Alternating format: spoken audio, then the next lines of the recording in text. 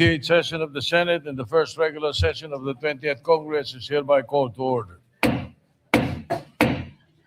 Senator Pampilo Lacson will...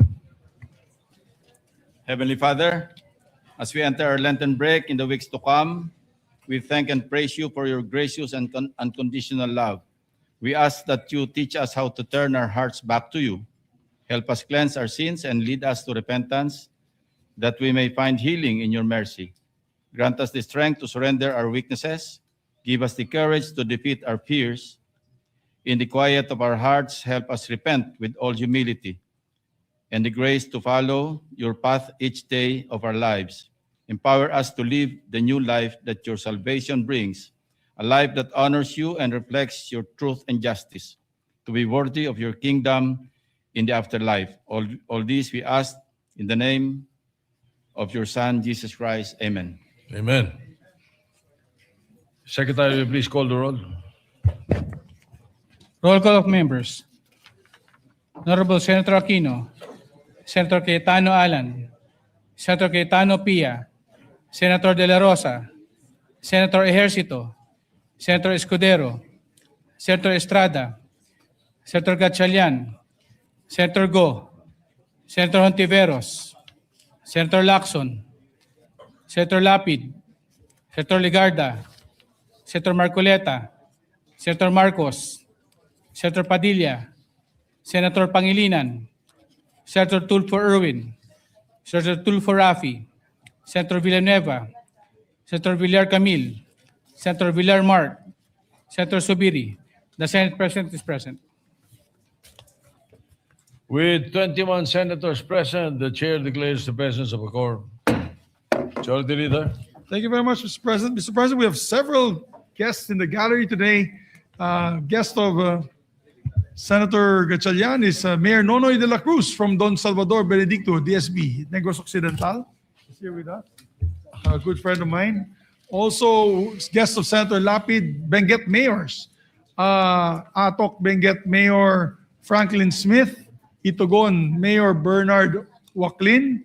Bagyas Mayor Julius Amos are here with us today.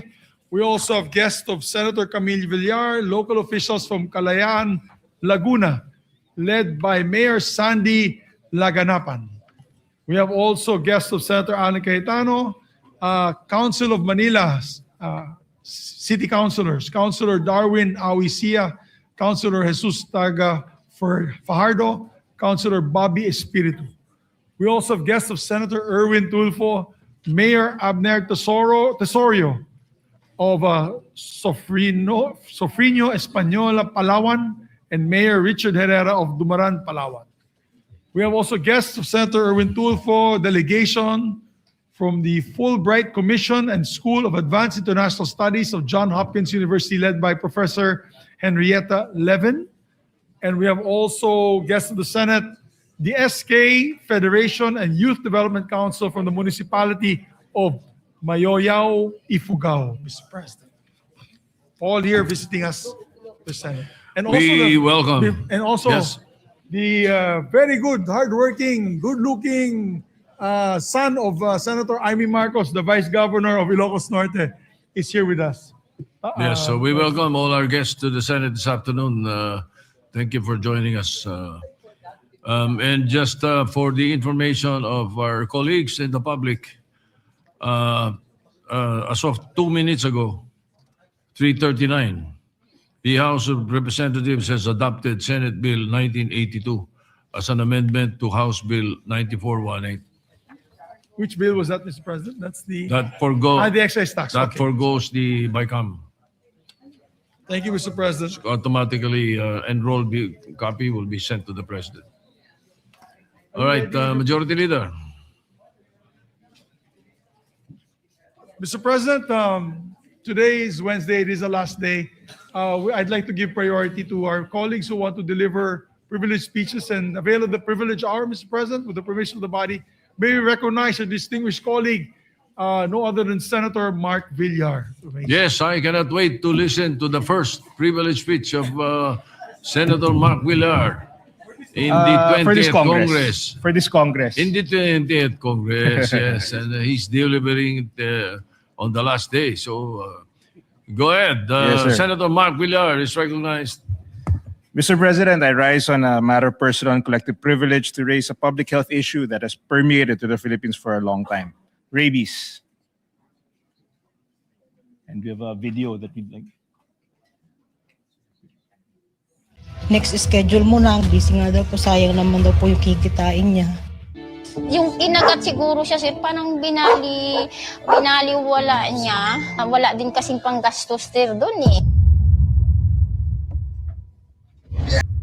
Tila hinang-hina ang 13 ang gulang na si Jamaica sa ospital. Kung minsan daw kasi ay hindi siya mapakali, nagpupumiglas at hirap ng huminga. 12 oras matapos isugod sa ospital, binawian siya ng buhay.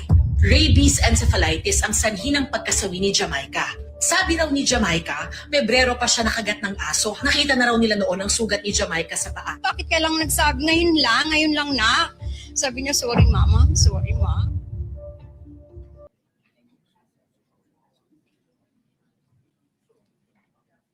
Yes. As we saw in the video, one of the rabies victims, her name was Jamaica, and her loved ones joined us in yesterday's session.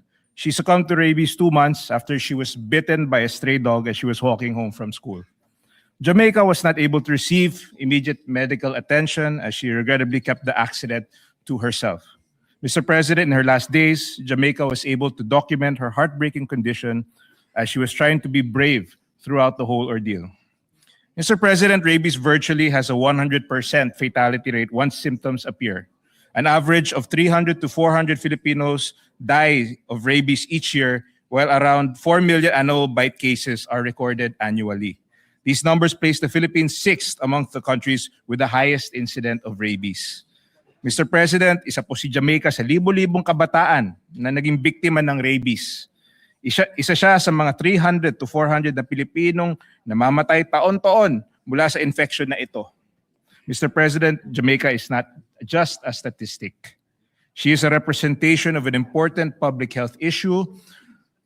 Sa katauhan ng batang si Jamaica, makikita po natin ang kahalagahan ng pagkakaroon ng accessible at sapat na tulong medikal para sa mga viral infection tulad ng rabies.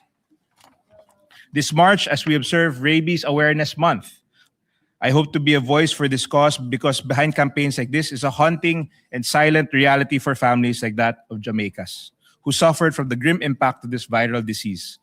Awareness alone is not enough. We must pursue concrete and sustained solutions to completely prevent rabies.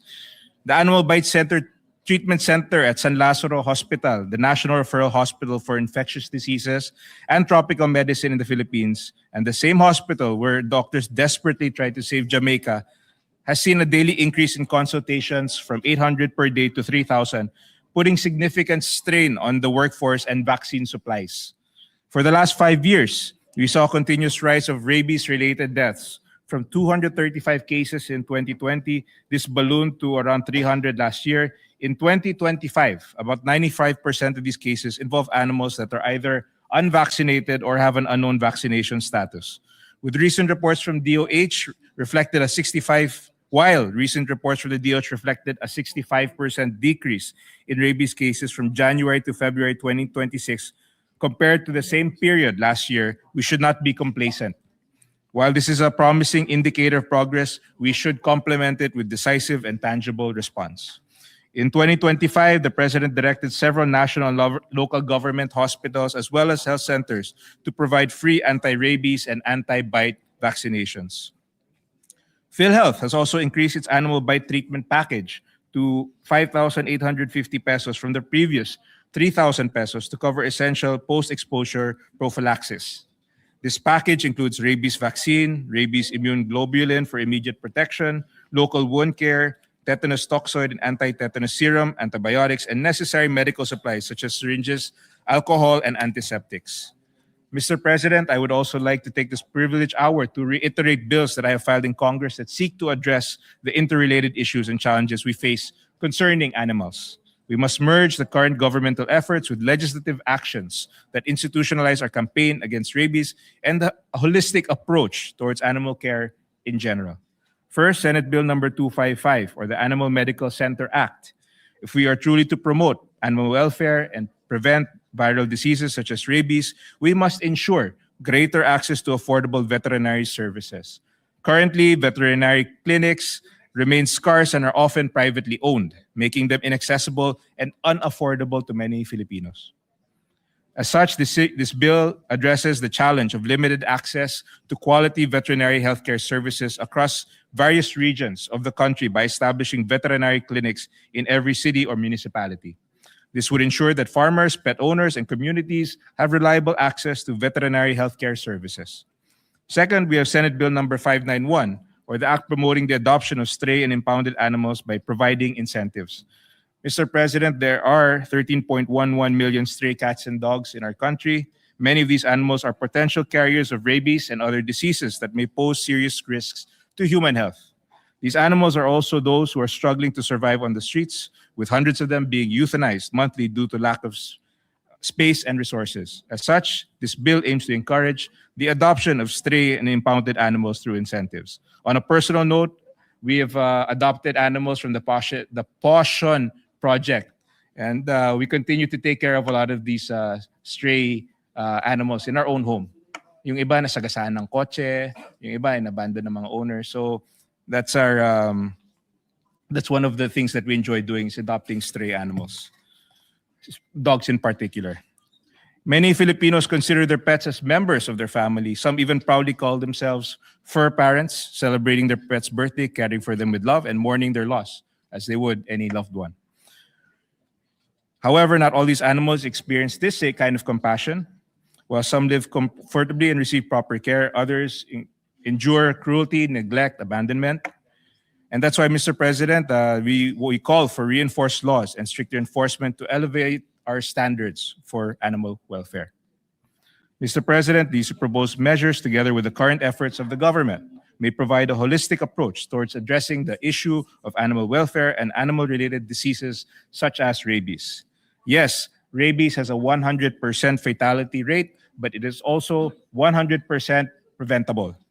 Vaccinating our pets remains our first line of defense, and it is the responsibility of the government to ensure that these are accessible, affordable, and available to every community. At the same time, pet owners share this responsibility by ensuring that their animals are properly vaccinated. In cases of exposure, immediate medical treatment after a bite or scratch can mean the difference between life or death. Preventing rabies, therefore, is not only a matter of policy. It is a shared responsibility between the government, communities, and every pet owner committed to both human and animal lives.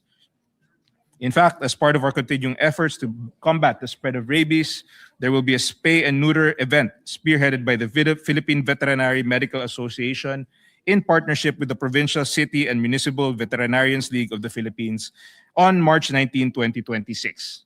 This is a simultaneous nationwide activity to be participated in by at least 19 localities, including a primary event at the Provincial Veterinary Office in Malolos, Bulacan. This event will be held in line with the Rabies Awareness Month and aims to highlight the vital role of animal welfare, responsible pet ownership, and mass spay and neuter initiatives in the effective control and eventual eradication of rabies. Mr. President, dear colleagues, ilang kabataan na tulad ni Jamaica pa ang babawian ng buhay dahil walang sapat na access sa agarang lunas, praktikal na kaalaman at serbisyong veterinaryo. Kung ang asong nakakagat kay Jamaica ay nabakunahan lamang, marahil ay buhay po siya ngayon. It is high time that we translate our shared commitment into concrete action, measures that will strengthen animal welfare, enhance public health protection, and ultimately prevent the loss of both human and animal lives. This is a step closer to better communal responsibility and in advancing universal humanity. By adopting conclusive policies coupled with consistent implementation, we hope to set an example to the future generations on responsible and compassionate pet ownership and purposeful, decisive governmental action reflecting a society that is pragmatic but inclusive and empathetic, even to our animal friends and family members. Thank you, Mr. President. I can definitely relate to the privileged speech of Senator Mark Villar. for the record, and this is kind of a trivia. In 1958, you were not born yet, and most of our colleagues were not born yet. I was beaten by a dog, the dog of my father. That was 1958. In 1959, I was beaten by another dog of my father. And during those days, there were no anti-rabies, only on for people, no, not for the dogs yet. So can you imagine? I had to undergo 27 injections at my back for each time that I was beaten. So 54. Every time I ride the jeep going to San Lazaro Hospital, I started crying already because that's how painful it is. And it was. And that's why I said I can relate to that. And then the anti-rabies was presented in the early 60s, if I'm not mistaken. Ano? So how many injections are needed now? If you are beaten by a dog that is probably Parang less than has 10 po. rabies. Ha? Ilan na? Mga 5 siguro. Hindi na po 50, mga 5 lang siguro, 5 or 6. 5. 5 na lang. Doon sa wound mismo. And no longer in the back. Now you know why I don't have dogs for pets.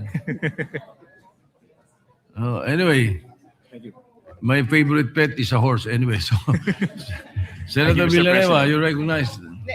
Mr. President, I was going to let you go ahead, but I think my intervention is very aligned with the Senate President. So with the permission so, of Senator Joel. With the permission, go ahead, Senator Pia Cayetano.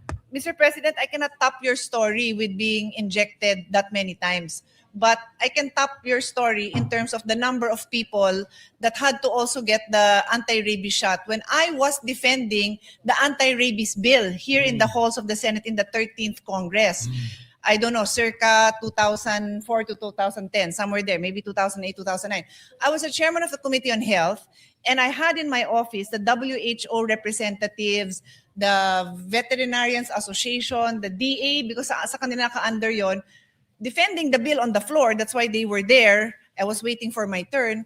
And then I got a call that my daughter was bitten by a dog.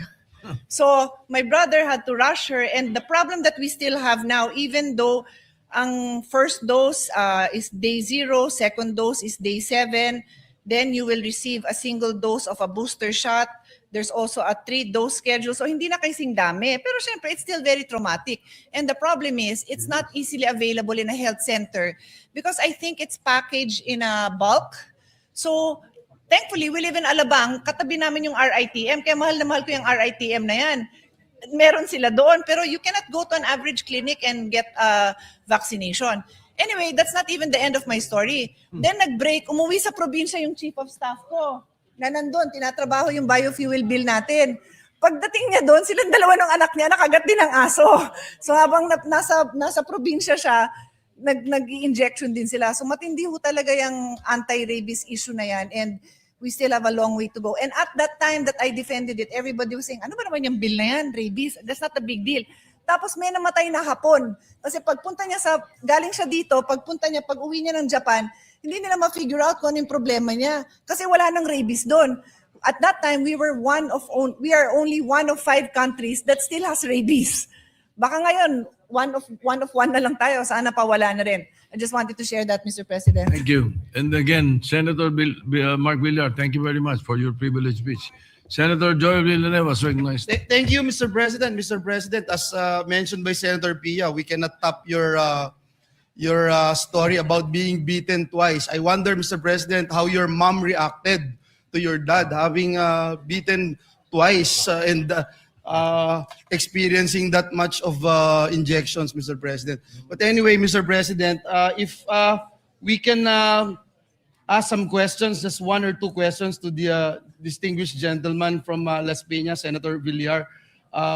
This representation would like to state for the record that we are in full support of his privileged speech and his intention to address this big problem, Mr. President, this problem that we have been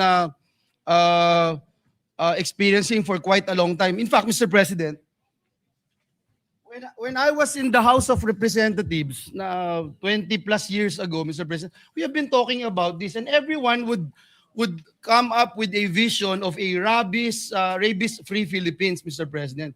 And since then, there had been like 3 or 4 administrations, Mr. President.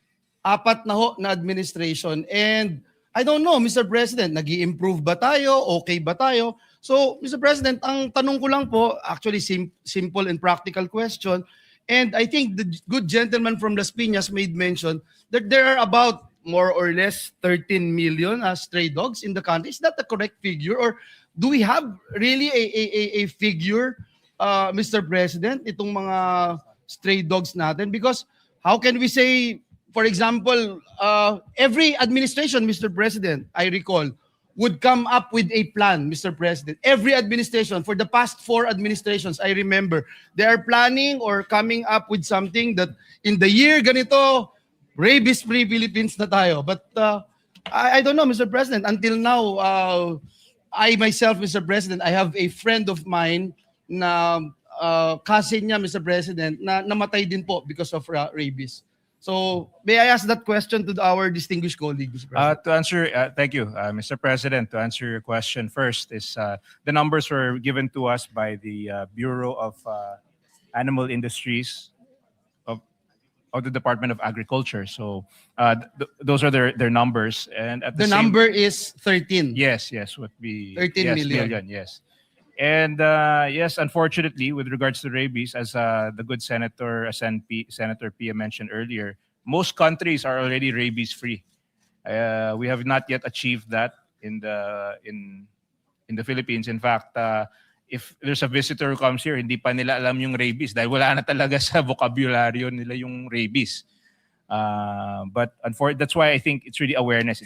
As you said earlier, it's 100% curable. So Yes. siguro magkaroon lang ng mas additional training and awareness, and that's part of the bill. And centers for veterinary health, I think that would be go a long way into eliminating, not just minimizing, pero sana ma-eliminate na itong rabies dahil hindi na talaga halos sa buong mundo wala nang rabies. Sa atin lang meron pa. Yeah. Thank you for that, Mr. President. But still, Mr. President, I'm quite having some reservations when you talk about the figures. For example, the 13 million. How did you actually get the 13 million? I mean, I can see a lot of stray dogs in the streets of Metro Manila, especially in the province. I'm not going to debate or talk about the figures given to our distinguished colleague, but perhaps ask, when you talk about other countries' experiences, Mr. President, what was the turning point, Mr. President, of addressing and what would you just say, Mr. President, the reason behind the rabies-free communities, Mr. President, for other countries? Yeah, it's a comprehensive solution. This includes one, the unavailability of vaccine. These are the factors that affect our country that continue to allow rabies to be an issue. One is the unavailability of the vaccines. 2 is the lack of awareness of the existence of the lack of awareness, and of course, lack of responsibility for the dog owners, lack of adequate animal bite facilities, hesitancy on the possible cost of treatments, non-completion of the treatments, and non-implementation of impounding projects at the LGU level. So these are the major factors that we need to improve on in order to reach zero rabies level. Thank you, Mr. President. One last, probably, Mr. President. Our administration, this administration, is envisioning a rabies-free Philippines. And do we have a time frame for that? As of now, Because again, every administration, I have heard every administration, for the past 4 administrations, rabies-free Philippines, Mr. President. Yes, there's no, as of now, I'm not aware of any timeline. That's why I hope to bring awareness to this issue with your help also. In fact, the event is actually in Bulacan, so I think that's Yes. that's a very good start. And of course, with the creation of more centers and more awareness, we hope that we can achieve that. And maybe the government can come up with their own timeline to eventually eradicate rabies in our country. I hope so, Mr. President. And I joined the gentleman from Las Piñas in pushing for possible reforms that we can do, maybe through budgeting also, Mr. President. Adoption, Mr. President. believe it or not, we have adopted several puppies before, even yung mga matatanda na po na walang gustong kumuha. And unfortunately, Mr. President, even the process of adoption is kind of extra challenge, Mr. President. So I hope we can also do something about it. And please count me in as one of your allies here in the Senate, Mr. President. Thank you, Mr. President. Thank you to our distinguished colleague, Senator Mark Villar. Thank you, Mr. President. Senator Jingo Estrada is recognized. Thank you, Mr. President. Maaari ba hong magtanong sa ating kasamahan mula sa Las Piñas? Kung maaari lang. Yes, please. Maraming salamat po, Ginoong Pangulo. Ilan na ba namamatay dahil sa rabies dito sa ating bansa? Every year, on average, it ranges from 300 to 400. 300 Fluctuates. to 400 deaths Yes, per every year Yes. because of rabies. Yes. Dahil lang ba ito sa kagat ng aso? Dahil lang ba? Karamihan dogs, but animals in general, pag nakagat ka ng isang animal, dapat ang usual procedures, magpa-vaccination ka na kagad. Okay, ano itong mga hayop na merong mga rabies? Bukod sa aso. Well, cats also, mammals in general. But karamihan po kasi usually Monkeys. yung bite cases is dogs. Pero Monkeys posible meron. siguro, kailangan meron din. Bats. Pero very rarely. Rats, Ano yung bats sa Tagalog? bats. Paniki. Mga paniki. What else? Very rarely, siguro. Yeah, mas mammals in general, if pag nakagat ka ng isang mammal, may possibility. Saan ba nakukuha yung rabies? Saan? Saan ba nakukuha yun? Saan nakukuha? Sa mammals? It's a blood. It's a bloodborne infection. Okay, kasi huli katanungan lang. Just very curious about this. Kasi usually yung ating mga kababayan, lalo na yung masang Pilipino, minsan kumakain sila ng aso. Tama? Yes. Minsan niluto nila, kinakaldereta nila. Kapag ba kumain ka ng aso na na may rabies, magkakaroon ka ba ng rabies? Wala pang case. Wala pang known case na kasi usually naluto na yan. Yan. Hindi mo naman hindi mo naman kakaining live siguro. But it's more of a blood. So usually pag kinagat ka at may bleeding or may So or walang na-break yung skin. scientific findings na kung kumain ka ng aso na may rabies, it does not necessarily mean na magkakaroon din yung taong kumain ng rabies. Siguro na magkakaroon ng rabies. siguro pag raw, pag kinain mo ng raw, Hindi, wala naman siguro kakain. wala naman siguro. Wala naman siguro kakain ng hilaw na aso. Wag naman Unless kumain yung ng mga hilaw na primitives. aso. Pero kung luto naman yung ayoko naman Meron na ba? I'm against dog hindi ako sangayon sa Meron bang naitala ang Bureau of Animal Industry na meron kumakain sa mga Pilipino na hilaw na aso? wala naman sir. Wala naman Mr. President na walang cases na wala lang akong data pero wala naman sigurong cases na yung mga taong kumakain ng raw na aso. Ano ba yung asong mahilig kumagat? Babae o lalaki? Wala pa tayong statistics kung anong mas sorry Mr. President, we have no statistics but we can look for This was just a phone-in question. Anyway, maraming salamat po, Ginoong Pon. Thank you very much. Thank you.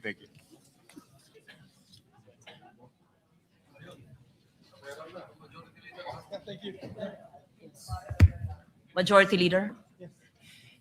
Where are you? Oh, thank you. Thank you very much, Mr. President. Madam President, we'd like to refer the speech of the good gentleman from Las Piñas to the Committee on Health and Demography. So move, Mr. President. So referred. And before I take up another matter, I just want to congratulate I see him. Senator Kiko Pangilinan. Oh, sorry. Yes, what is the pleasure? No, just to refer it likewise secondarily to the Committee on Agriculture. Yeah, no objections. So referred secondarily to the Committee on Agriculture. And may I just like to commend Senator Mark Villar. In our province of Bukidnon, we have a lot of rabies cases there. It's really a problem. As a matter of fact, in my sheep farm, this is a true story, I can actually show the pictures.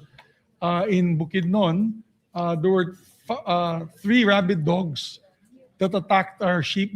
They killed about 47 of our sheep. And if you see it, kinagat talaga yung tiyan and all that. It's horrible. I thought it was, kala ko baka aswang eh. And then may nabaril ng isang security guard yung isang aso. So it was rabid dogs in packs. And that's what happens in the rural areas. So yes, we need to vaccinate the dogs, at the same time have the medicines like Verorab available for everyone to use and avail. So thank you, Senator Mark Villar, for that very important and timely speech. As a matter of fact, my son, Wanmi and Santi are both users of Verorab because nga when nung puppy pa yung aming aso na si Snowy, mahilig mag-nip and he would nip my sons. So out of just pure security safety reasons, although the dog has been vaccinated, we still had them have them get the shots. Kasi delikado nga po, you saw what happened. 100% mortality rate. If I'm not mistaken, alam ni Senator Soto ito, yung tatay daw ni Fernando Po Jr., Fernando Po Sr. had actually died from rabies as well. Dahil pinalik niya yung sugat niya sa aso. And this is a true story. It's actually, you can Google it. And he died because of rabies.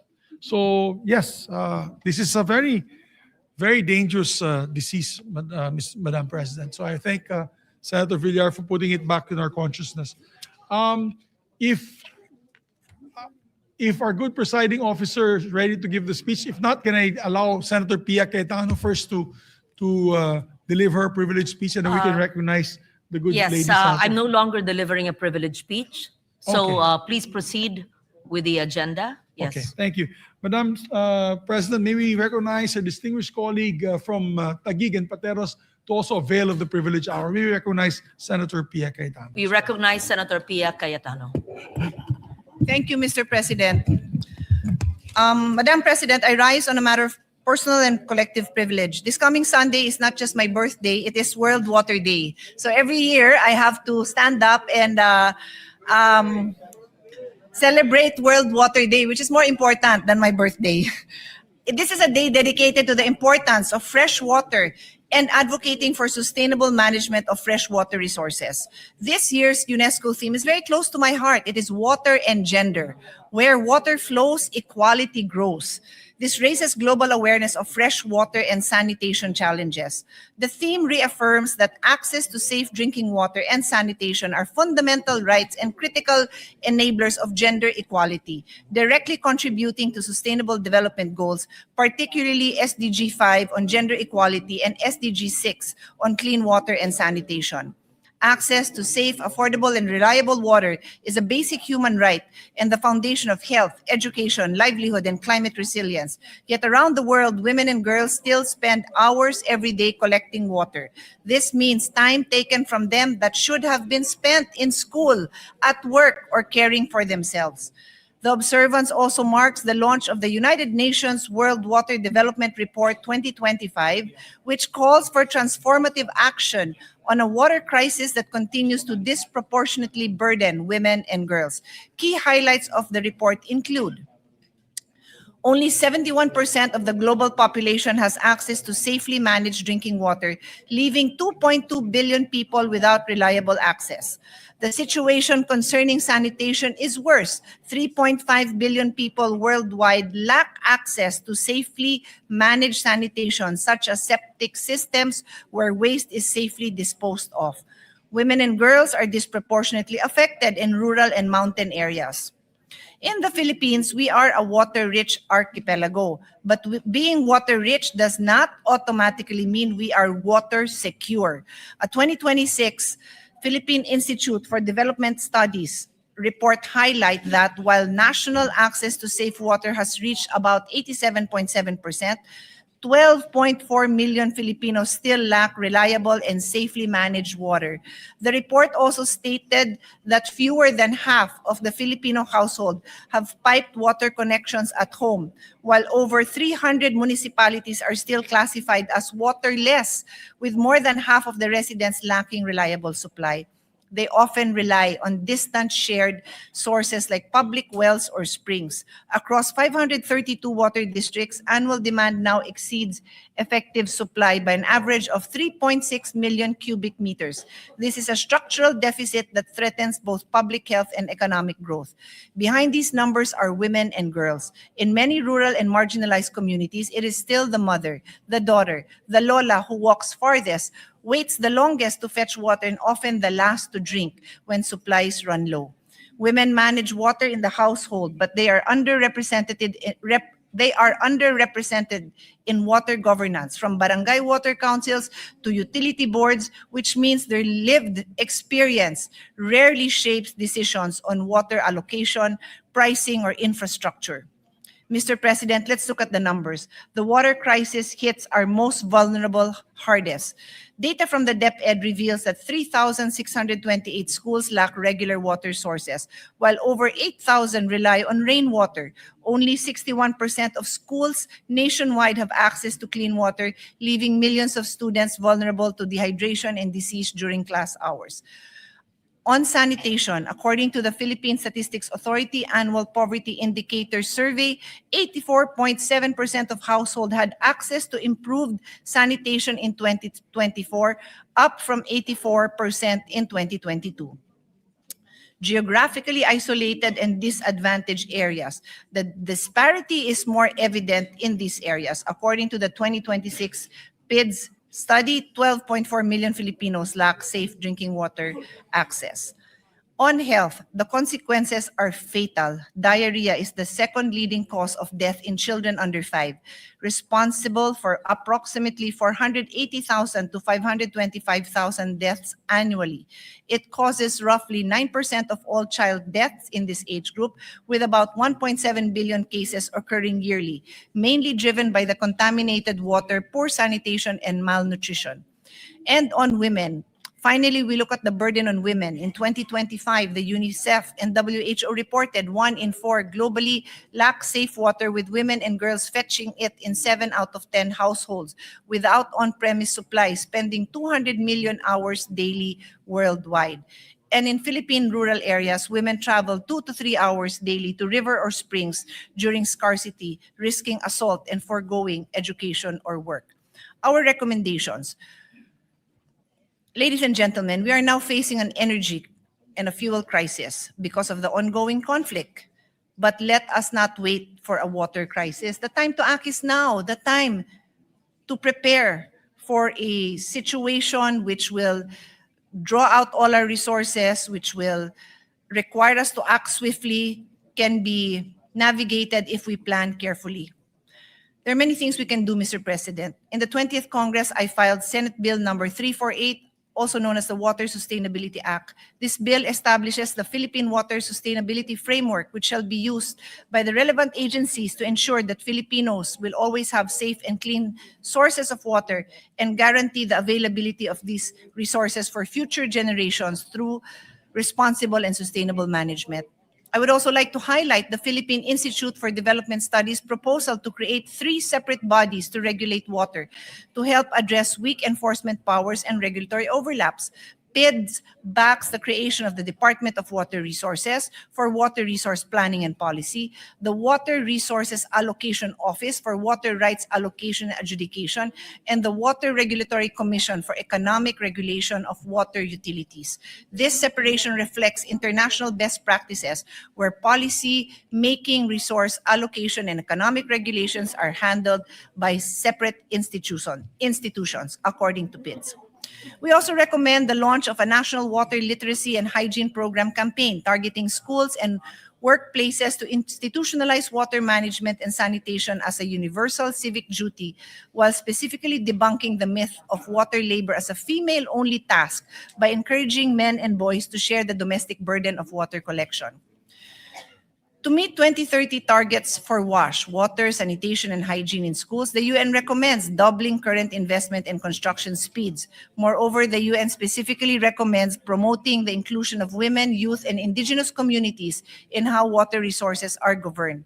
The ASEAN Institute for Peace and Reconciliation discussion emphasized that fostering water diplomacy through ASEAN's cooperative approach can prevent tensions over shared resources, strengthen regional water security, and engage diverse actors beyond state-level discussion. In conclusion, Mr. President and colleagues, water security is not only an infrastructure challenge, it is the foundation of human dignity, public health, and gender equality. Ensuring that clean, affordable, and reliable water flows to every household is more than just a target. It is an act of intergenerational fairness and justice. It is for the women who have carried its burden for too long, for communities who historically are overlooked, and for the generation who will inherit the rivers and coasts we protect today. We must act now and work together with our national agencies, LGUs, and water districts to turn these targets into reality for every family. Thank you, Madam President.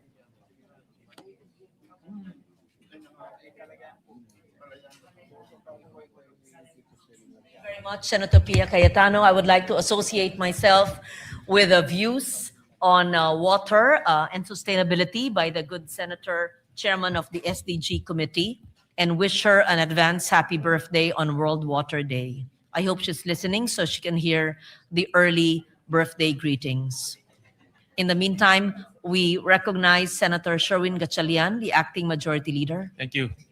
Thank you, Madam President. And likewise, I would like to greet our good senator an advance happy birthday.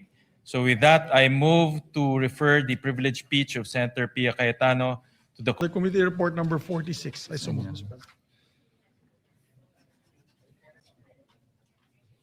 Any objection?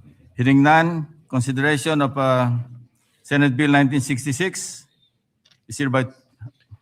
This is an act institutionalizing the ICE, Mr. President. And may we recognize the sponsor, Senator Erwin Tulfo, for the period of amendments. May we open the period of amendments, Mr. President. Senator Erwin Tulfo is recognized. Thank you, Mr. President. Thank you, Majority Floor Leader. Mr. President, may I introduce my individual amendments to Senate Bill number 1966, to wit, Amendment number 1 on page 2, line 8, before the conjunction and insert the phrase persons of concern, such as asylum seekers, stateless persons, and refugees. I so move, Mr. President. An objection? Hearing none, approved. Amendment number 2 on page 4, line 6, between the words existing and customary, insert the phrase religious and. I so move, Mr. President. An objection? Hearing none, motion is approved. Amendment number 3, still on page 5, lines 12 to 16. Delete the phrase which shall cover hospitalization expenses, professional fees, cost of medicines, and other medical treatment or procedures such as implants, common laboratory tests, and diagnostic imaging procedures for any illness or ailment, including postpartum complications and provisions of assistive technology devices, and in lieu thereof, insert the phrase to pay for hospitalization expenses, other medical treatments or procedures, which includes complicated birthing procedures or high-risk pregnancies, as well as professional fees, purchase of medicines and assistive technology device, goods or other services prescribed by the physician of a health facility. I so move, Mr. President. Is there an objection? Hearing none, motion is approved. And lastly, amendment number 4 is still on page 5, lines 16 and 17.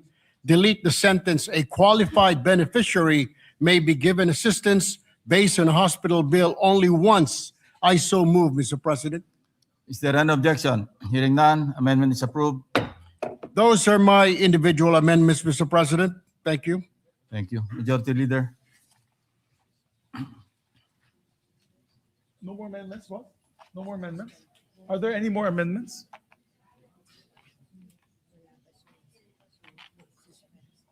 Mr. Majority Floor Leader, may we just suspend because I believe Senator Lauren Legarda will have a few amendments on this assistance for individual in On the crisis. If she's ready, if the good lady senator is ready, we can already take it up now as individual amendments, Mr. President. Senator Lauren Legarda is recognized to introduce her amendments.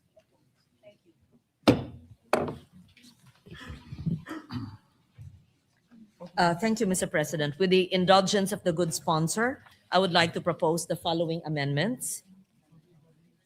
One, on clarifying that medical assistance under AIX is supplemental or augmentative, assuming that is the correct nomenclature to existing health assistance mechanisms. On page 5, lines 12 to 18, section 4I, after the sentence ending with the purchase of vitamins and aftercare shall not be covered, insert a new sentence to read as follows. Section 4, definition of terms. Medical assistance refers to a qualified beneficiary may be given assistance based on a hospital bill only once. Other health care expenses such as immunization, birthing, and purchase of vitamins and aftercare shall not be covered.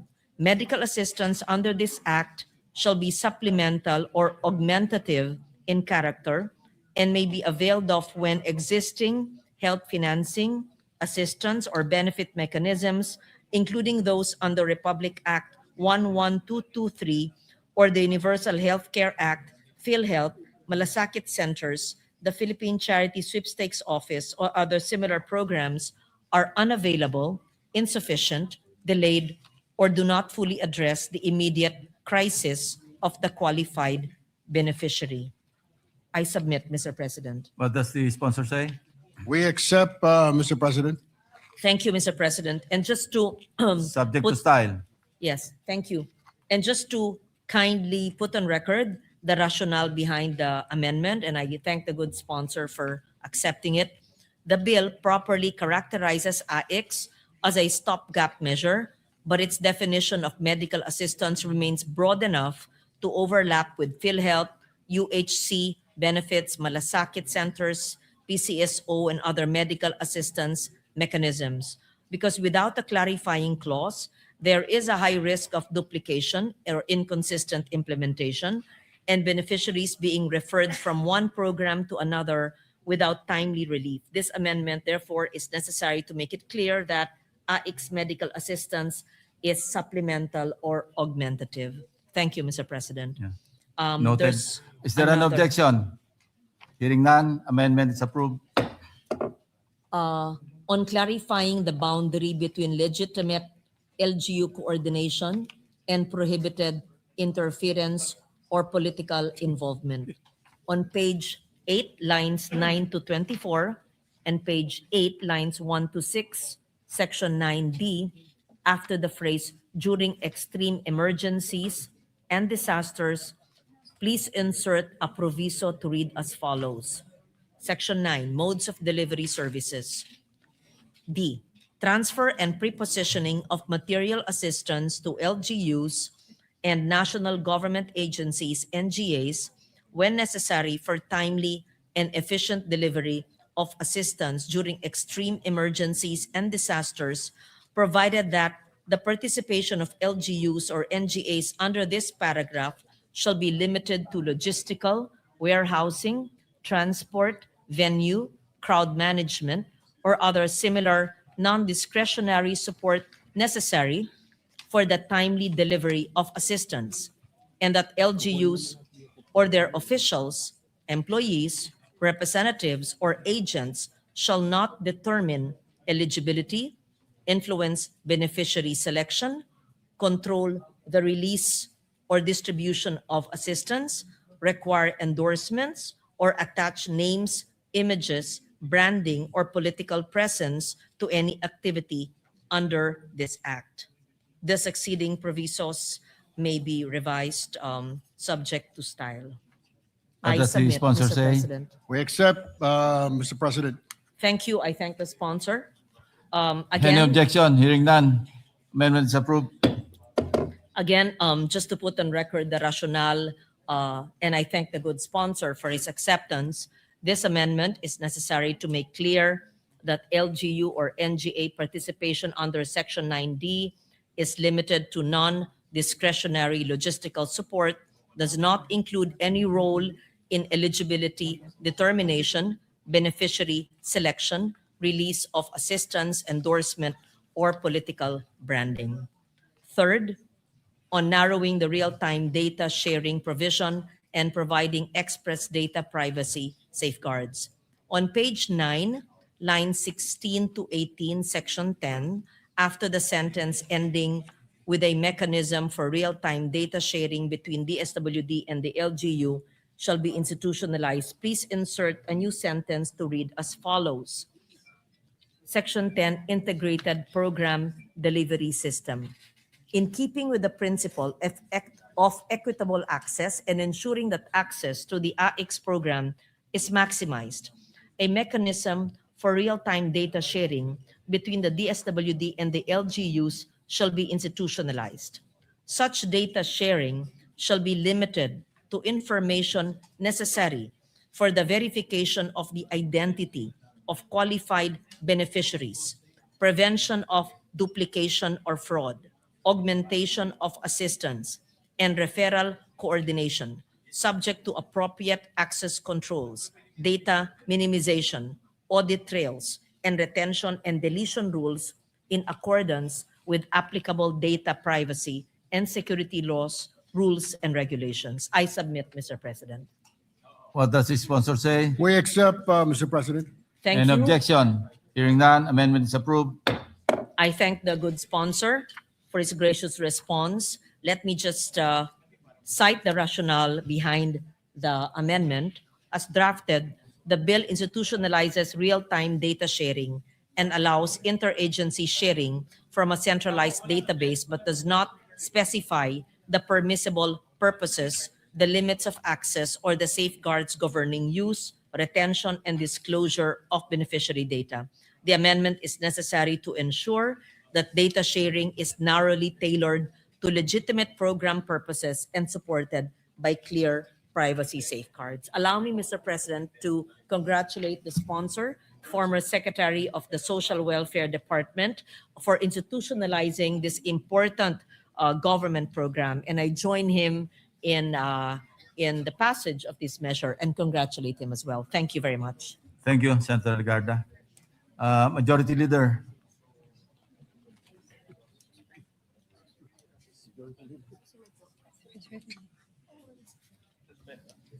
Suspend. Mr. President, there's no more senator who will be amending, so I move to suspend the bill that being discussed. Suspend consideration of the measure. Consideration of Senate Bill 966 is in order. An objection? Hearing none. So suspended. 1 minute suspension, Mr. President. Session is suspended.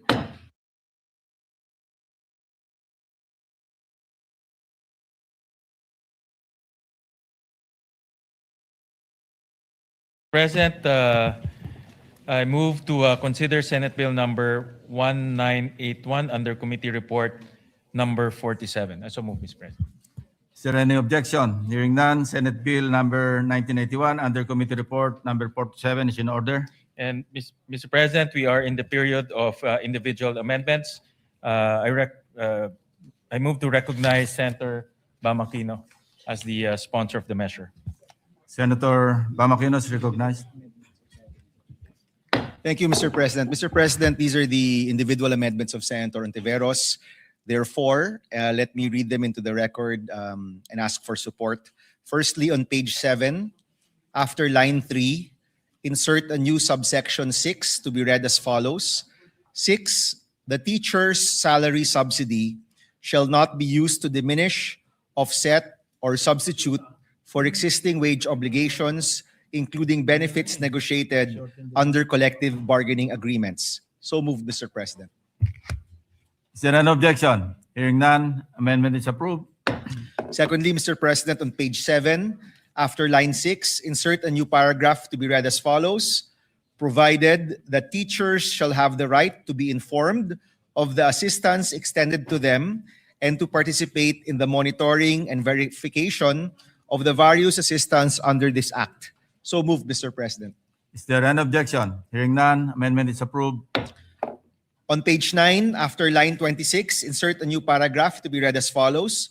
Provided, however, that in cases where the government has failed to reimburse or has only partially reimbursed voucher payments due to a participating private school for a given school year, such school shall have the right to discontinue its participation in the voucher program in the immediately succeeding school year upon due notice to the department and affected students and parents or guardians without prejudice to the completion of obligations for the current school year.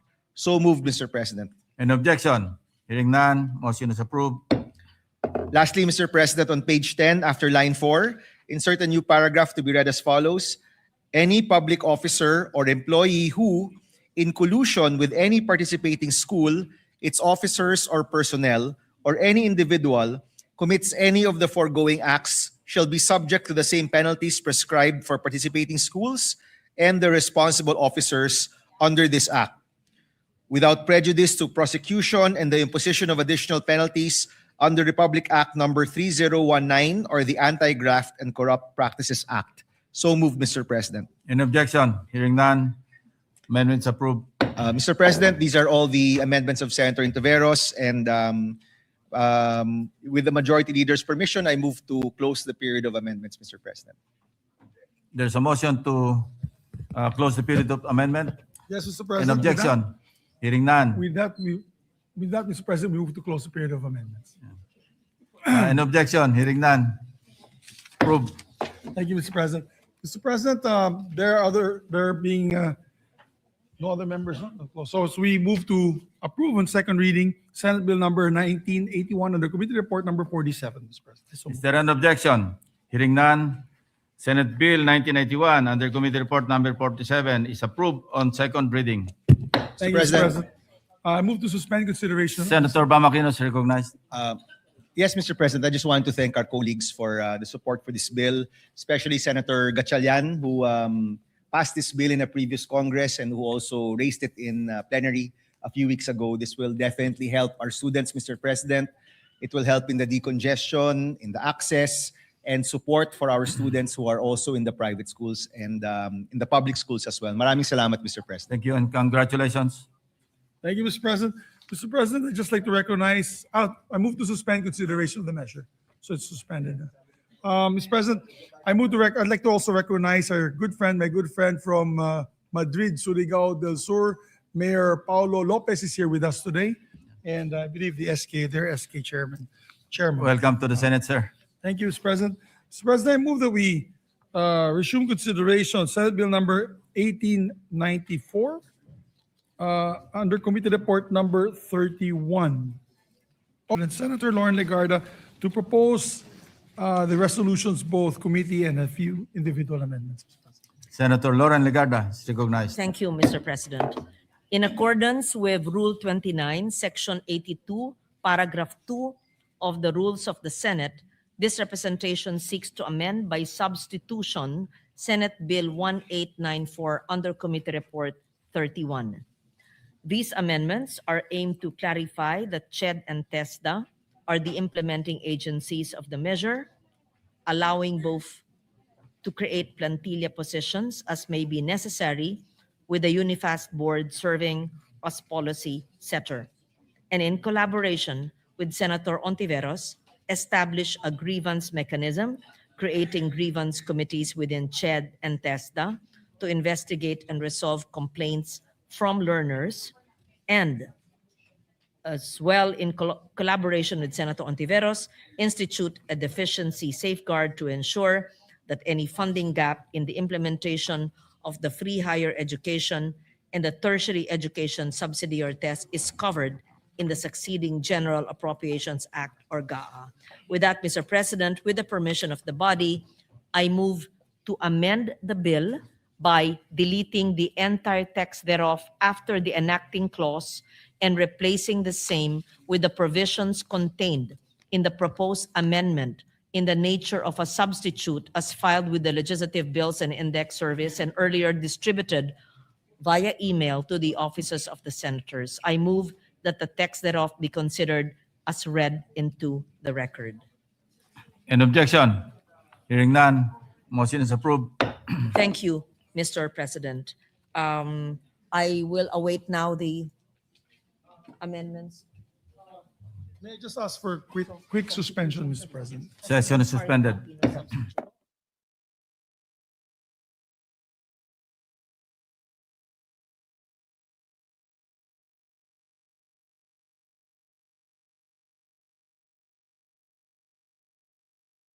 With the permission of the body, we proceed to the individual amendments. This is a substitution, amendment by substitution. But with the permission of the body, we can proceed to the other amendments that are proposed by our colleagues, and we can suspend consideration of the measure for them to study the clean copy. Yes. So may we proceed with the individual amendments and recognize Senator Sherwin Gatchalian, Mr. President. Senator Sherwin Gatchalian is recognized.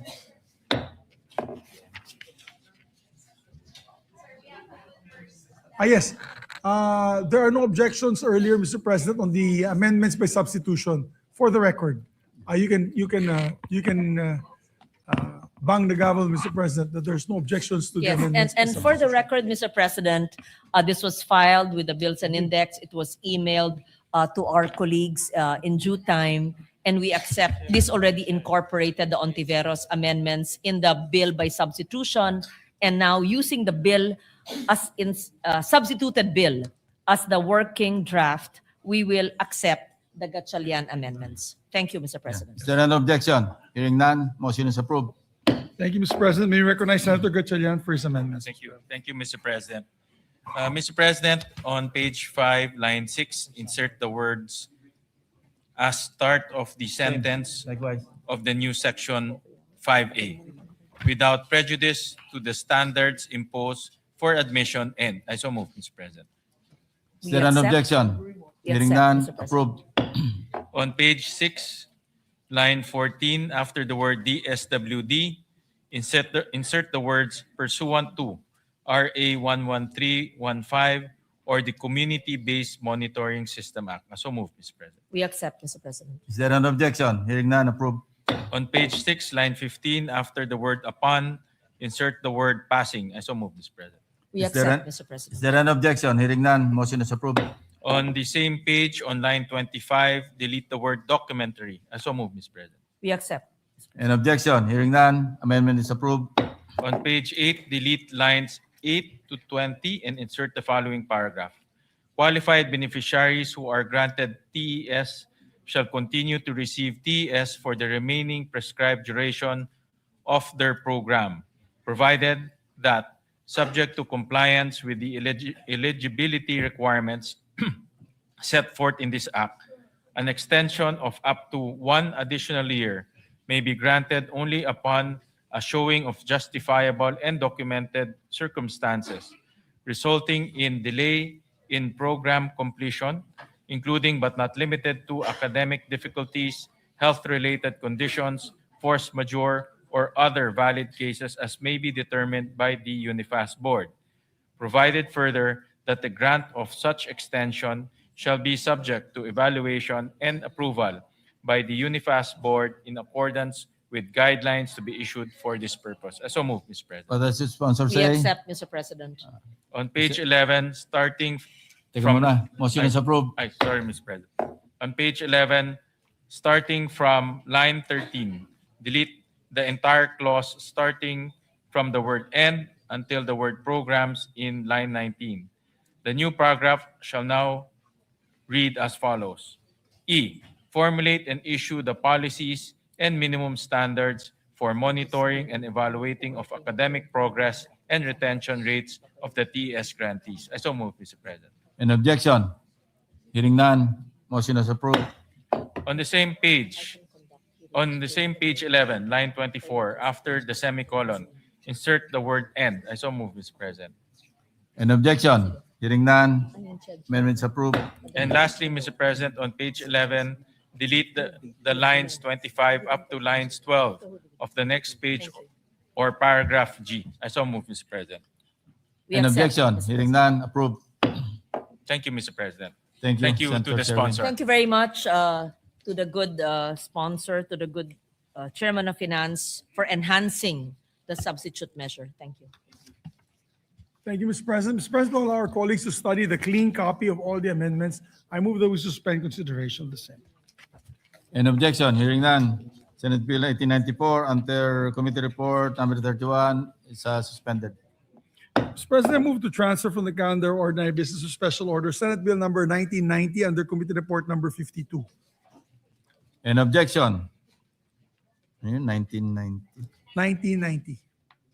Yeah.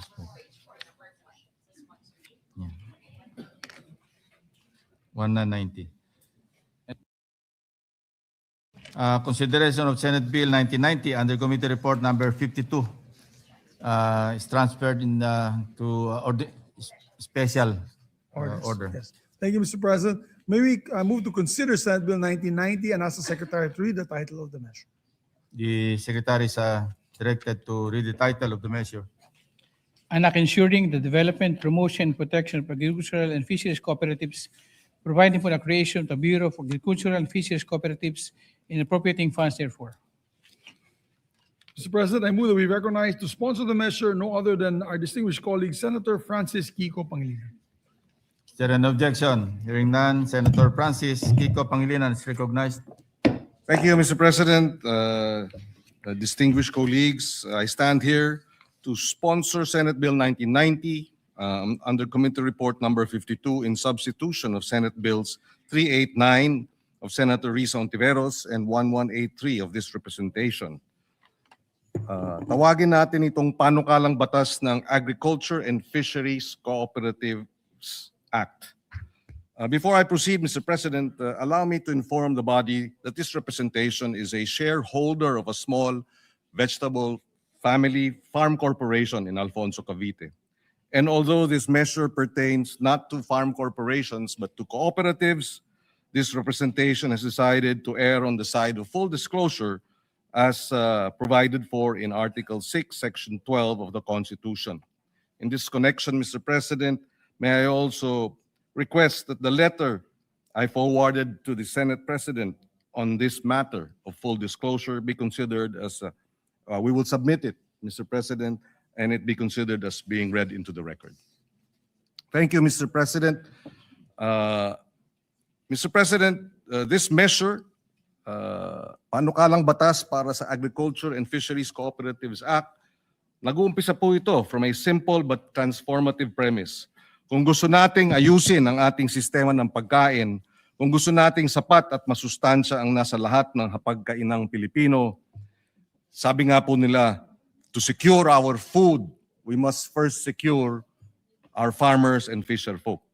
At para ma-secure ang kanilang kagalingan at kahusayan, kailangan nating maorganisa at mapalakas ang mga magsasaka at mangingisda, lalo na ang kanilang kabuhayan at sa bayanihan na natural lamang na dumadaloy sa ating dugong Pilipino. Tulad sa paghahanda ng palayan, lilinangin natin ang ecosystems ng pagsasaka at pangingisda.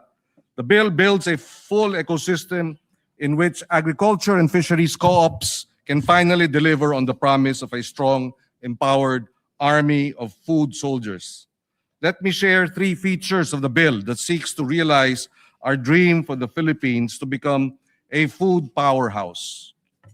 First, the bill brings our legal framework in step with today's value chains, kasama ang mga sumusunod na definisyon ng agri and fisheries co-ops: farmers, fisherfolk, agrarian reform beneficiaries, dairy and community forestry farmers, aquaculture producers at lahat ng kaugnay na sektor. Kasama na ang multipurpose co-ops na pagkain ang pangunahing negosyo. Lahat na nasa value chain, katuwang rin inputs, production, processing, logistics at marketing, pati savings at credit, farm education, agri-tourism, digital agriculture, and climate-resilient safety nets. Dapat mayorya o at least 51% ng mga kasapi ng mga co-op ay nakatala sa registry system for basic sectors in agriculture.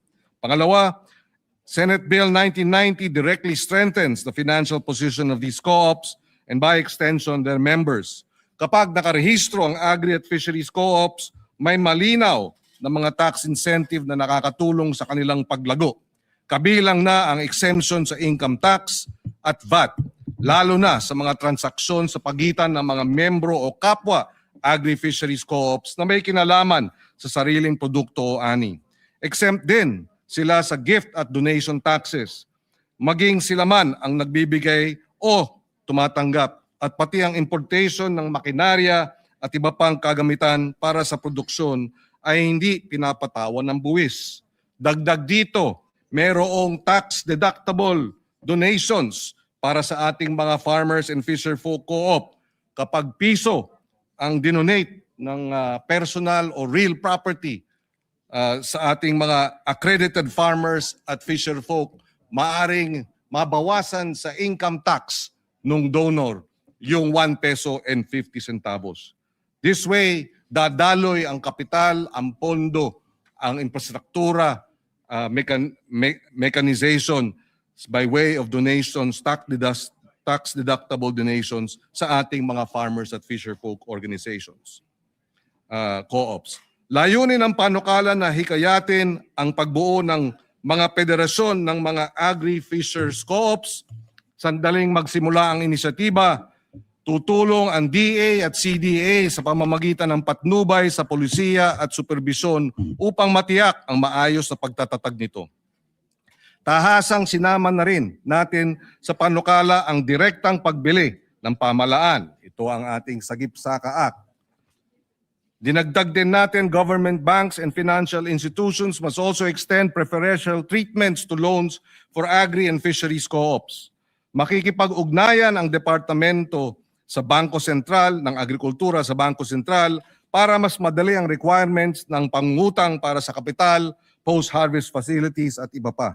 Gusto nating na madali ang access to finance, to credit ng ating organized co-ops.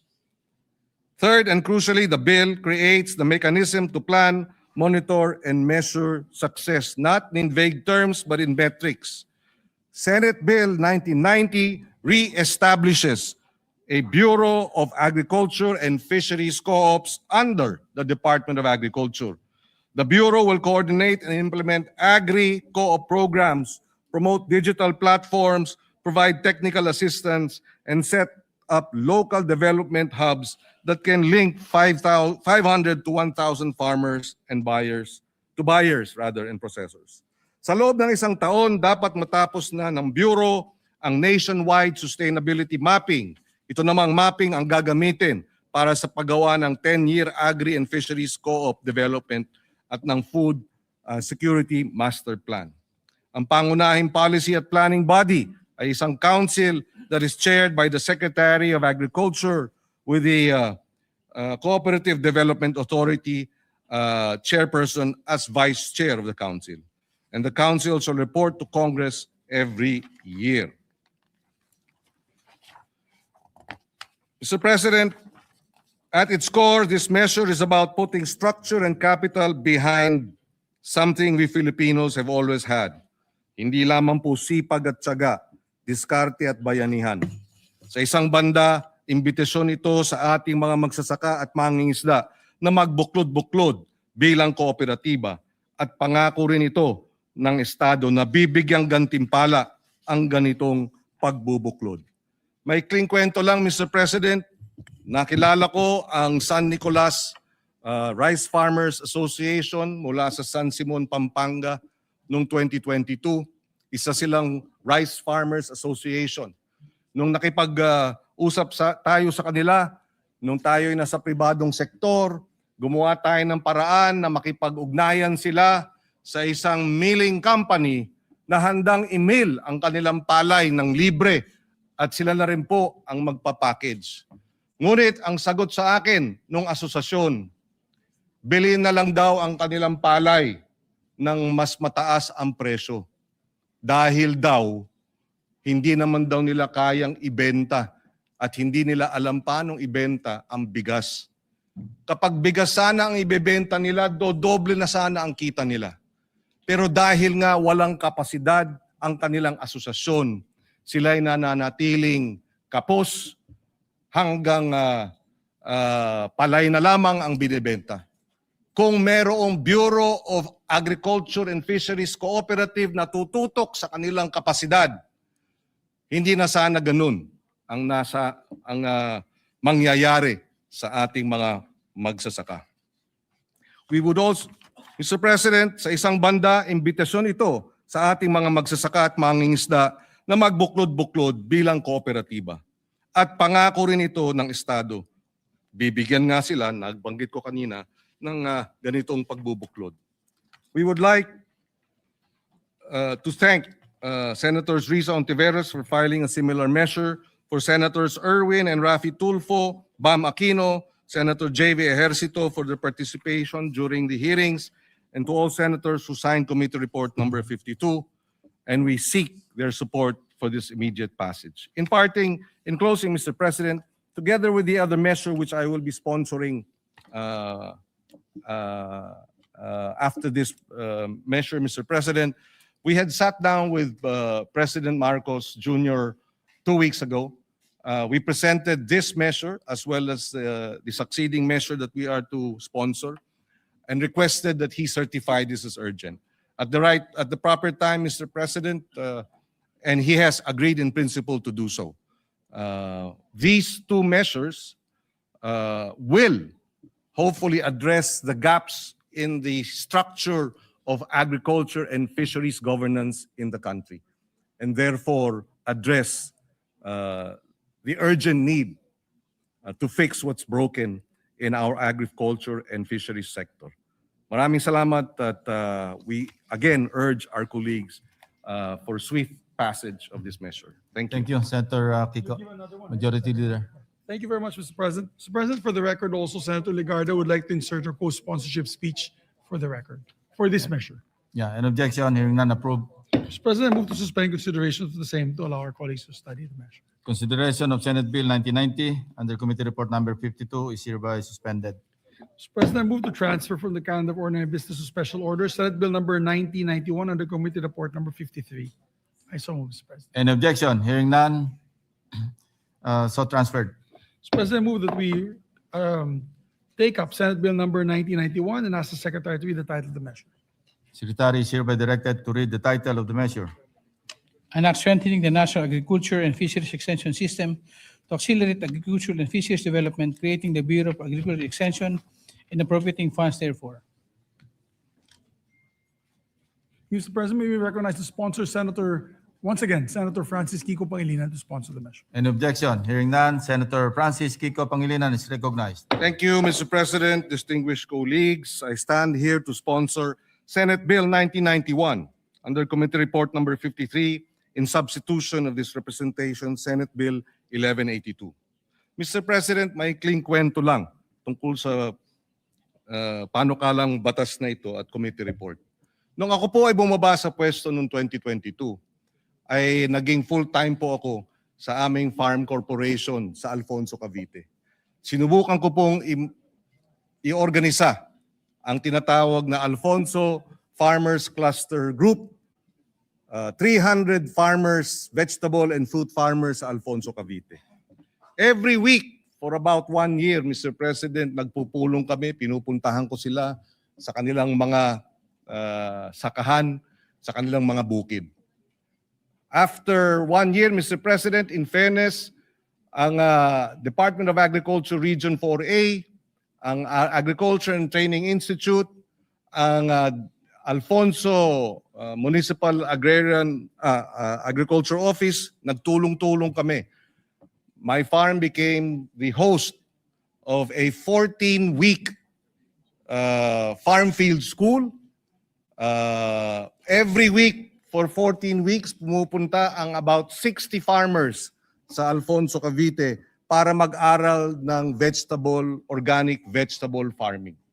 Matapos ang 14 na linggo, nagbanding na kami ng husto.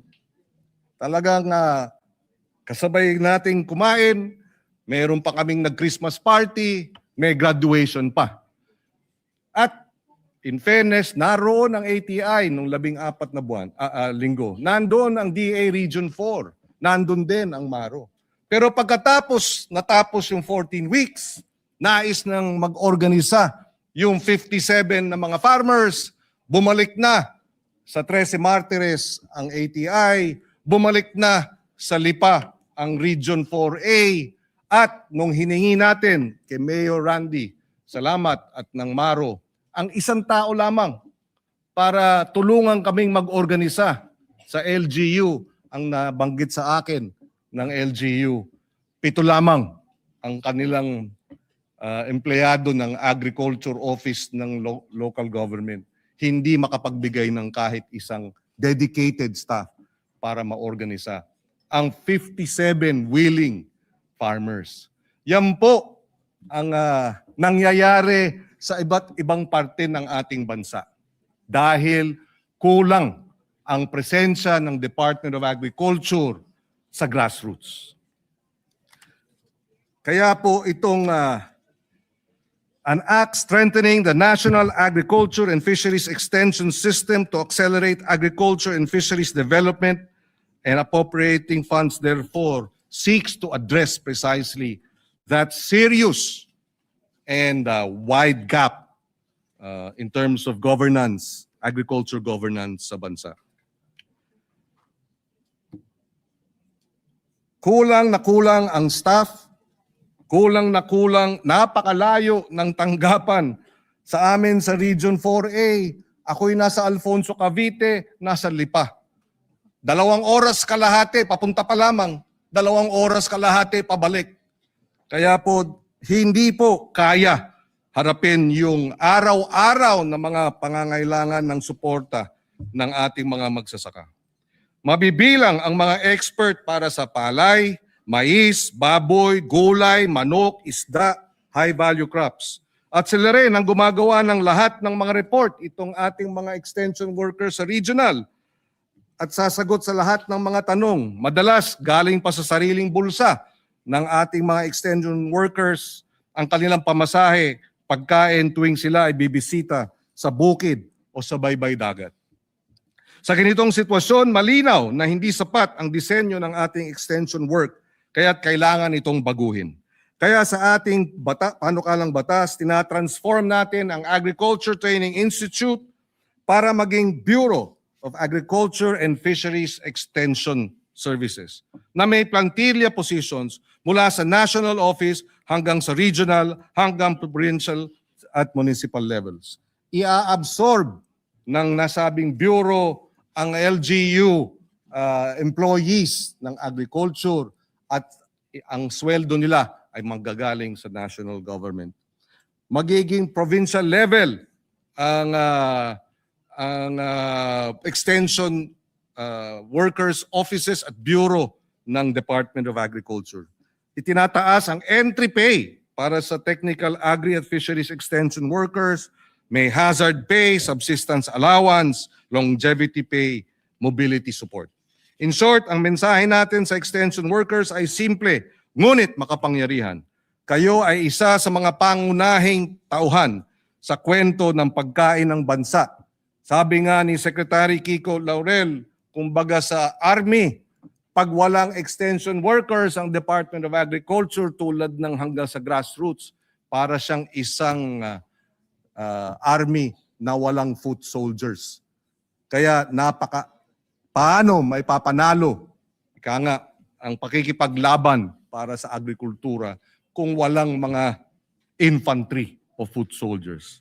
Kasama ng mga magsasaka at mangingisda, syempre sila ang main character. Isa sa gusto kong probisyon ng panukalang farmer-to-farmer knowledge sharing. Kinikilala nito ang kaalaman, karanasan at pamumuno ng ating maliliit na magsasaka at mangingisda. Kaya tinuturong nating silang partner o co-teacher. Sa kabuuan, sa pagpapatupad ng batas, nakalaan agad ang 10 bilyong pisong halaga, isang matibay na panimulang puhunan para sa sistematikong pagpapaunlad ng pagsasaka at pangingisda sa bansa. Puhunan para sa pagtaas ng kita kapag magkaroon ng maalam na patnubay tungkol sa binhi, kasanayan sa post-harvest issues at kung ano pang mga usapin. Dahil kapag natulungan mag-organisa ng mga kooperatiba, ang naturang mga basic agribusiness at value-adding na ikonekta sa mga programa tulad ng Sagip-Saka at maging sa mga matitinong traders. Bubuti ang farm gate prices, tataas ang kita ng ating mga magsasaka at mga nagpapakain sa atin. Sa puhunan din ito para sa pang-angkop sa climate change. Puhunan din ito. Kapag naturuan ng climate smart agriculture technologies through extension services down to the grassroots, tamang paggamit ng insurance at iba pa, bababa na ang pagkalugi tuwing bagyo, baha, pagkapeste at pagtuyot. Puhunan ito para sa sistematikong pagpapalago ng sistema ng pagkain. Kapag nabuo at napatupad ang isang 10-year roadmap na malakas ang ugnayan sa mga state universities and colleges, LGUs at maging sa private sector, mawawala na ang pagkawatak-watak at tutungo na sa sistemang tutok at maayos. Isasama natin ang CHED dahil 26,000 graduates ng agriculture every year, Mr. President. At kinakailangan matap ito dahil every year din sa senior year ng ating mga OJT, required din silang pumunta sa mga magsakahan. Kaya pag may extension services na bureau, makikipag-ugnayan sa CHED, matatap natin ang ating 26,000 graduates and 26,000 plus mga estudyante na tutulong sa extension workers. Matututukan na ang pangangailangan at suporta ng ating mga magsasaka at mangingisda. Kaya Mr. President, ito po ay isa pang structural reform sa Department of Agriculture na kinakailangan nating ayusin.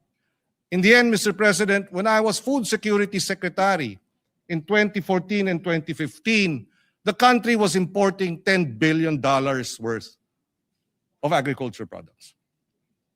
Today, 10 years later, we are importing double, $20 billion worth of agriculture products. It is not right. We have to correct, Mr. President, the broken system of agriculture and fisheries in the country. Mahirap pa rin ang ating mga magsasaka. Baon pa sa utang. Puro import pa ang nangyayari sa ating pagkain. Kaya these twin structures, Mr. President, these twin measures that will restructure the Department of Agriculture and Fisheries, Mr. President, I believe is the way forward. With the support of our colleagues and its swift passage, we are on the road to addressing the challenges of agriculture modernization and fisheries modernization in the country. Maraming salamat, Mr. President. Thank you, Senator Pangilinan. Majority Leader. Thank you, Mr. President. Thank you, Mr. President. To allow our colleagues to study the measure, further move to suspend consideration. Consideration of Senate Bill 1991 under Committee Report Number 53 is suspended. Mr. President, I move to transfer calendar of ordinary business to special order, Senate Bill number 70, under Committee Report number 55. I so move, Mr. President. Is there an objection? Hearing none, so transferred. Thank you, Mr. President. To co-sponsor the measure, we'd like to recognize Senator Rodante. Oh, my apologies, Mr. President. I withdraw that motion and move for the reference of business. Is there an objection? Hearing none, approved.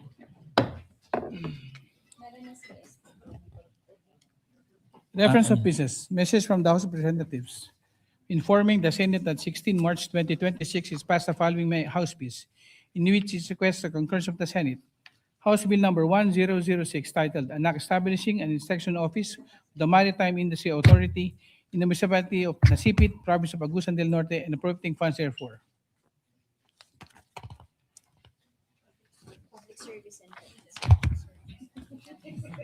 Referred to the Committee on Public Service and Finance. 3492, an act increasing the bed capacity of the Cotabato Regional and Medical Center in the city of Cotabato, Province of Maguindanao del Norte, from 600 to 1,000 beds and appropriating funds therefore. Referred. Yeah. 8239, anak establishing the Municipality of Moncayo, Province of Davao de Oro, a multi-specialty general hospital to be known as the Davao de Oro Multi-Specialty Hospital, incorporating funds therefore.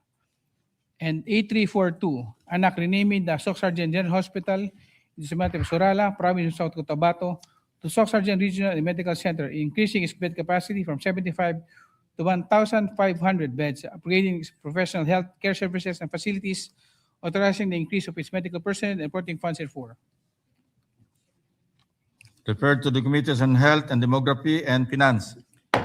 8360, anak mandating government agencies and local government units to allocate at least 25% of their budget for furniture and fixtures for products made of certified engineered bamboo and other bamboo-based commodities. Referred to the Committee on Finance. 8463, anak establishing a Maritime Industry Authority Regional Office in Balanga City, Province of Bataan, and appropriating funds therefore. Referred to the Committees on Public Services and Finance. 8464, anak abolishing the travel tax. Referred to the Committees on Ways and Means, Tourism and Finance. 8468, anak adopting and regulating the use of digital payment systems for government financial transactions and all merchants. Referred to the Committees on Banks, Financial Institutions, and Currencies and Finance. 8470, anak upgrading the Butuan Medical Center in the city of Butuan, Province of Agusan del Norte, into a level 3 hospital to be known as the Butuan General Hospital and appropriating funds therefore. 8471, anak establishing in the Municipal of Ipil, Province of Zamboanga, Sibugay, a level 3 General Hospital to be known as the Zamboanga Sibugay Medical Center and appropriating funds therefore. 8472, anak upgrading the Bukidnon Provincial Hospital in the Municipality of Maramag, Province of Bukidnon, into level 3 General Hospital to be known as the Bukidnon General Hospital and appropriating funds therefore. 8473, anak establishing the Municipality of Malangas, Province of Zamboanga, Sibugay, a level 3 General Hospital to be known as the Malangas Medical Center and appropriating funds therefore. 8474, anak upgrading the Rojas Memorial Provincial Hospital in Barangay Lanot, City of Rojas, Province of Capiz, into level 3 General Hospital to be known as the Capiz Medical Center and appropriating funds therefore. And House Bill numbers 8475, anak establishing in the Municipality of Pontevedra, Province of Capiz, a level 3 General Hospital to be known as the Capiz General Hospital and appropriating funds therefore. To the Committees on Health and Demography and Finance. 8476, anak expanding the coverage of tertiary education subsidy, amending for the purpose of Public Number 10931, otherwise known as the Universal Access to Quality Tertiary Education Act, and putting funds therefore. 8477, anak institutionalizing the Presidential Merit Scholarship Program, integrating the Bagong Pilipinas Merit Scholarship Program into national framework to support top-performing students, and putting funds therefore. To the Committees on Higher, Technical, and Vocational Education and Finance. Resolutions. Resolution number 349, directing the appropriate Senate committee to conduct an inquiry in the legislation on the effects of undertaking of government agencies to ensure prudent fiscal management in the implementation of Republic Number 12314, the 2020 General Operations Act in light of the Middle East conflict, by Senator Gatchalian. To the Committee on Finance. 350, resolution creating an ad hoc committee to proactively address the issues and challenges that the country is facing as a result of in relation to the ongoing conflict between the United States, Israel, and Iran that significantly impacted the oil-producing countries in the Middle East, within the view of establishing a national consensus for a clear, coordinated, and comprehensive contingency plan to address the socio-economic crisis and prevent stagnation of the economy, by Senator Soto III, Zubiri, and Cayetano AP. Committee on Rules. Committee reports. Committee report number 54, prepared and submitted by the Committee on Urban Planning, Housing and Resettlement on Senate Bill number 1992 with Senator Estrada and Escudero as authors are titled, Anak Enhancing the Capacity of Government to Implement Socialized Housing Projects by Improving and Nationalizing Land Acquisition and Utilization, amending for the purpose certain provisions for the Republic number 7279, otherwise known as the Urban Development and Housing Act of 1992, recommending its approval in substitution of Senate Bill number 934 by Senator Escudero. The calendar for ordinary business. 55, submitted jointly by the Committees on Urban Planning, Housing and Resettlement, and Justice and Human Rights on Senate Bill number 70, introduced by Senator Marcoleta, titled, Anak Exempting the Underprivileged and Homeless from the Required Payment of Supersedious Bonds to perfect an appeal in relation to ejectment cases filed against them, amending for the purpose Republic number 7279, otherwise known as the Urban Development Housing Act, recommending its approval with amendments by Senator Escudero. calendar for ordinary business. Majority Leader. Thank you very much, Mr. President. Mr. President, with that, I move to transfer from the calendar of ordinary business to special order Senate Bill number 70 under Committee Report number 55. Is there an objection? Hearing none, Senate Bill number 70. So transferred. Secretary will please read the title of the measure. An act exempting the underprivileged and homeless from the required payment of subsidious bond to perfect an appeal in relation to ejectment cases filed against them, amending for the purpose of Public Act number 7279, otherwise known as the Urban Development Housing Act. Thank you, Mr. President. May we recognize to co-sponsor the measure Senator Rodante Marcoleta. Is there an objection? Senator Rodante Marcoleta is recognized to sponsor the measure. Thank you, Mr. President. Mr. President, I rise to co-sponsor Senate Bill number 70 under Committee Report number 55, a measure that seeks to uphold one of the most fundamental principles of justice, that access to courts must not depend on one's capacity to pay, but on the merits of one's cause. First of all, Mr. President, I'd like to thank the sponsor, Senator Chis Escudero, whose sponsorship speech he wishes to be inserted into the records, for supporting and sponsoring this bill. This measure addresses a harsh and often overlooked reality faced by our most vulnerable sectors, the underprivileged and the homeless, when they are subjected to ejectment proceedings. Thus, the bill I authored seeks to exempt the underprivileged and the homeless from the required payment of supersedious bond in perfecting appeal in relation to ejectment cases filed against them. For families already struggling to survive, for individuals with no stable sources of income, and for the homeless with no means at all, the requirement to post a supersedious bond becomes an insurmountable barrier, which is not merely a procedural requirement, but a denial of the right to appeal. Mr. President, in most cases, families facing eviction are unable to pursue legitimate remedies because they cannot afford to pay the bond required to stay the execution of judgment while their appeal is pending. This measure seeks to correct that injustice. This is a bill I have been pushing since my time as a member of the House of Representatives, grounded in the belief that our legal system must be responsible to the realities faced by most vulnerable sectors of our society. And I am truly glad to see this measure finally come to fruition. Thank you, Mr. President. Thank you, Senator Marcoleta. Majority Leader. Yes, to allow our colleagues to study the measure, Mr. President, I move to suspend consideration of the same. Suspended.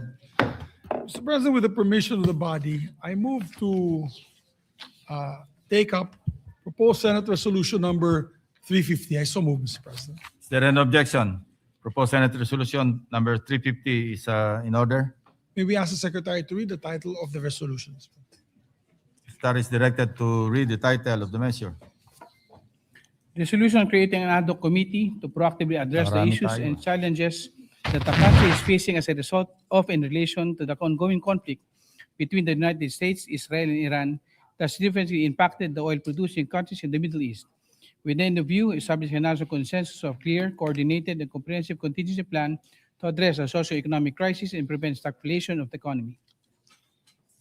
Mr. President, on the part of the minority, we move to recognize to co-sponsor the said measure no other than Senator Rodante Marcoleta, Mr. President. Is there an objection? Senator Rodante Marcoleta is recognized. Thank you, Mr. President. Mr. President, I rise to co-sponsor Senate Resolution number 350, creating an ad hoc committee to be known as Proactive Response and Oversight for Timely and Effective Crisis Strategy, or PROTEC. A timely and necessary measure to proactively address the issues and challenges we face as a result of and in relation to the ongoing conflict involving the United States, Israel, and Iran. This resolution is anchored on a simple yet urgent principle: preparedness over reaction. At a time when global tensions are escalating and uncertainties ripple across regions, we are reminded that the Philippines, although geographically distant, is by no means insulated from the social and economic impacts of international conflicts. As the geopolitical tensions appear to have no end yet in sight, we cannot just sit by and watch while their far-reaching consequences drag out, affecting our nation and our citizens in the process. The volatility in the Middle East, particularly in oil-producing countries, poses a direct threat to our energy security, price stability, and overall economic resilience. We cannot solely rely and wait for the plans of the executive. Rising fuel prices, supply chain disruptions, and inflationary pressures will inevitably affect transportation, food security, employment, and the daily lives of our people, especially the most vulnerable. And it is precisely during these unprecedented times that the Senate must stand united and enact all efforts to help our kababayans weather this developing international crisis. As I emphasized in Resolution number 319, which this representation filed to call for an inquiry as to the status, safety, and welfare of Filipinos in the affected region, proactive coordination, preparedness, and a whole-of-government approach is indispensable. The complexity of the crisis demands just that, not only in response to the needs of Filipinos overseas, but in safeguarding our national stability as a whole. This august chamber should serve as a platform where these efforts can be harmonized, strengthened, and guided by a clear and unified national direction. By creating this ad hoc committee, we can ensure to adopt a whole-of-government and a whole-of-nation approach, one that is coordinated, data-driven, and forward-looking. This body will allow the Senate to exercise its oversight function effectively, ensuring that contingency measures are not only in place, but are responsive, comprehensive, and inclusive. With this, I wish to manifest my intent to co-author the resolution. Thank you, Mr. President. Thank you, Senator Marcoleta. Majority Leader. Thank you very much, Mr. President. And on the part of the majority, if I may be allowed to just say a few words, Mr. President. Please proceed. Thank you, Mr. President. Mr. President, we fully support proposed Senate Resolution number 350. I think in this time of need and emergency situation, especially in the Middle East, we need to move proactively on how we can plan our actions in the near future, especially with prices of fuel, the pump prices today. Yesterday, I saw 102 pesos for diesel, 100 pesos for gasoline, or 97 pesos for gasoline, and no end in sight in the war of the Middle East. Today, we had the discussions inside the lounge about biofuels and coming up with, I'd say, renewable fuels or sustainable fuels, which we have in abundance if we actually just focused on this. And what saddens me, Mr. President, is that how many years ago have we passed, for example, the biofuels law? 2004, I sponsored it in the House of Representatives. I passed it in the House of Representatives, Mr. President. I was a principal author and sponsor of that measure. And yet, how many biofuels plants have we created? Only about less than 12, I think 12 or 13. If I'm not mistaken, 12 or 13. And yet, we're only producing 60% of our blends in the Philippines for E10, ethanol 10% blend in gasoline. In other countries, Mr. President, E85 na in Brazil. Yung mga provinces that produce sugarcane, they run on 85% ethanol, no longer fuel or gasoline from the Middle East. So they are not bound to this problem that we're having in the Middle East. They are not affected. They are, in other words, protected from all these spikes on fuel from fossil fuels, Mr. President. Same goes for India, for Thailand, and in Malaysia, Indonesia, it's biodiesel for them. They're producing, because of their palm oil, biodiesel. In the Philippines, we have only cocoa methyl ester, which is from coconuts, and the sugarcane that we're producing. I'm so sad that we cannot produce enough of these biofuels to be just like these countries that I mentioned earlier. And even our push for EVs. Dati po, Mr. President, pag sinabi mo electric vehicle, parang wala pa rin. Tinanggal na nga natin yung taxes, mas mura yung electric vehicle. Pero wala pa rin gustong lumipat sa e-vehicles. Ngayon, na may crisis na, 100 pesos na ang diesel at ang gasolina, naghahanap na yung lahat ng tao ng EV. Ubus na po yung EV. Wala nang electric vehicles na mabibili sa market. Kaya, Mr. President, I think we really need to proactively address the issues. I mentioned earlier also the caucus China, because almost all the cars in China now are EVs and electric motorcycles. Wala din silang shocks, fuel shocks. Their prices, they don't care what the prices are because they don't use fuel in their vehicles and in their motorcycles. Tayo po, itong pangyayari sa Middle East is another eye-opener for us. We are not prepared. We are not ready for any of these developments that are happening in the Middle East. We are caught by surprise once again when we have so many good pieces of legislation. We passed the EV law, the biofuels law, we passed the Renewable Energy Act, and yet nangungulelat pa rin tayo po dito sa implementation nitong mga alternative energy and fuel that the country sorely needs. So, Mr. President, I laud the proponents of this measure, and that, of course, with the permission of the body, later on, I will move for its adoption. So thank you very much, Mr. President, for this. Thank you, Senator Sabiri. Mr. President, and also just a reminder, this will also give additional work to the chairman of this ad hoc committee, which is Senator Gatchalian, who is here listening intently because he will be the ad hoc chairman. And hopefully when we adopt this, Mr. President, he can right away call for hearings and meetings to allow the chamber to help come up with solutions on these problems. So thank you again, Mr. President. What is the pleasure of Senator Villanueva? Yes, I think he likes to also co-sponsor the measure, Mr. President. Senator, is there an objection? Hearing none, Senator Villanueva is recognized. Thank you, Mr. President, distinguished Majority Leader. Mr. President and esteemed colleagues, a blessed afternoon. It is my honor and privilege to co-sponsor proposed Senate Resolution number 350, proposing to establish an ad hoc Senate committee called Proactive Response and Oversight for Timely and Effective Crisis Strategy, or PROTECT Committee. We extend our sincere gratitude and commendation to the leadership of the Senate, Senate President Tito Soto, Majority Leader Juan Miguel Zubiri, and Minority Leader Alan Peter Cayetano for introducing this very timely and important measure. We also would like to thank our colleagues for making this representation a co-author of this resolution. At first glance, Mr. President, this measure speaks of geopolitics, of conflict in faraway regions, and of disruptions in global energy markets. But at its core, this is not merely about foreign affairs or policy coordination. Ginoong Pangulo, tungkol po ito sa araw-araw na buhay ni Juan de la Cruz. Ito po ay tungkol sa jeepney driver na araw-araw ay kinakabahan sa patuloy na pagtaas ng presyo ng diesel.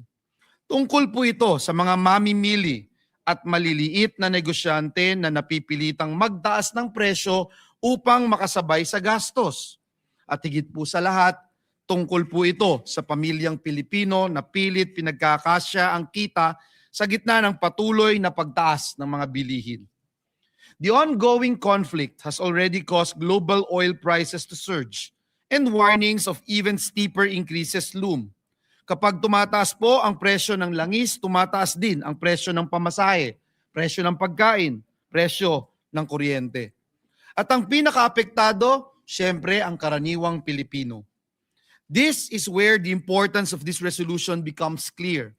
The creation of the PROTECT Committee is not only an institutional response, but a commitment to foresight, coordination, and accountability. It ensures that we are not reacting too late. Instead, it enables us to anticipate, to prepare, and to act decisively. More importantly, it gives the Filipino people something they deserve in times of uncertainty. Assurance, Mr. President. Mr. President, assurance that their government is prepared assurance that their welfare is being protected. Mr. President, the risk of stagflation is not just an economic concept. It is a real threat to Filipino households. Kapag sabay po na tumaas ang presyo at bumagal ang ekonomiya, ang unang naapektuhan ay ang trabaho, ang kita, ang kabuhayan at kinabukasan ng ating mga kababayan. We believe that this move of the Senate gives us a fighting chance to prevent that outcome. It enables a whole of government and whole of nation approach, bringing together agencies, stakeholders, and communities to respond in a unified and strategic manner. For these reasons, Mr. President, we respectfully express our full support for this measure and urge its swift adoption. Dahil sa huli, Ginoong Pangulo, ang tunay na sukatan ng anumang polisiya ay kung paano nito napapabuti ang buhay ng bawat Pilipino. Maraming salamat, Ginoong Pangulo, at pagpalain po tayong lahat ng ating Panginoong Diyos. Thank you, Senator Joel. Majority Leader. Senator Robin Padilla is recognized. Maraming salamat po, Ginoong Pangulo, at sa ating pinunong mayorya. Assalamualaikum warahmatullahi wabarakatuh. Mga kapwa ko, Senador, ako po ay tumitindig ngayong araw upang makiisa sa resolusyong inihain ni na Senate President Vicente Soto III, Majority Floor Leader Senador Juan Miguel Zubiri, at Minority Leader Senador Alan Peter Cayetano, na naglalayong siyasatin ang implementasyon ng National Contingency Plan, pag-isahin ang pagsisikap ng iba't ibang ahensya ng gobyerno sa isang mekanismong organisado at magkakaroon ng whole of government approach sa mga banta ng seguridad sa ating bansa. Ang panukalang ito ay ang legal at moral na obligasyon ng Senado upang protektahan ang ating bansa mula sa nakaambang krisis pang-ekonomiya na dulot ng tensyon sa gitnang silangan. Noong ika-28 ng Pebrero, 2026, inulunsad ng Estados Unidos at Israel ang kanilang operasyon laban sa Iran. Ayon sa balita, ang opensibang ito ay naglalayong buwagin ang mga pasilidad ng Iran at mabago ang rehimen ng politika ng Iran. Dahil sa pag-ataking ito, naging mabilis ang ganti ng Iranian Armed Forces laban sa mga base militar, paliparan at lalo na sa mga oil refineries sa rehiyon. Sa kasalukuyan, ayon sa ulat ng International Energy Agency ngayong Marso 2026, nararanasan ng mundo ang pinakamalaking pagkagambala sa supply ng langis sa kasaysayan, ang pagsasara ng Strait of Hormuz, kung saan dumadaan ang humigit kumulang na 20% ng pandaigdigang supply ng langis at liquefied natural gas, ay isang direktang atake sa katatagan ng ating ekonomiya. Hindi naman natin maaaring baliwalain ang babala na ang presyo ng krudo ay maaaring umabot sa $200 bawat bariles.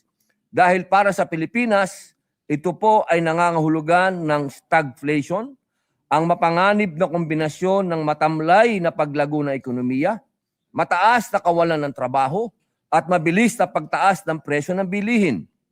Pangalawa, panganib sa OFWs, ang kaligtasan ng milyong-milyong Pilipino sa Middle East at ang daloy ng kanilang remittances na bumubuhay sa ating bansa.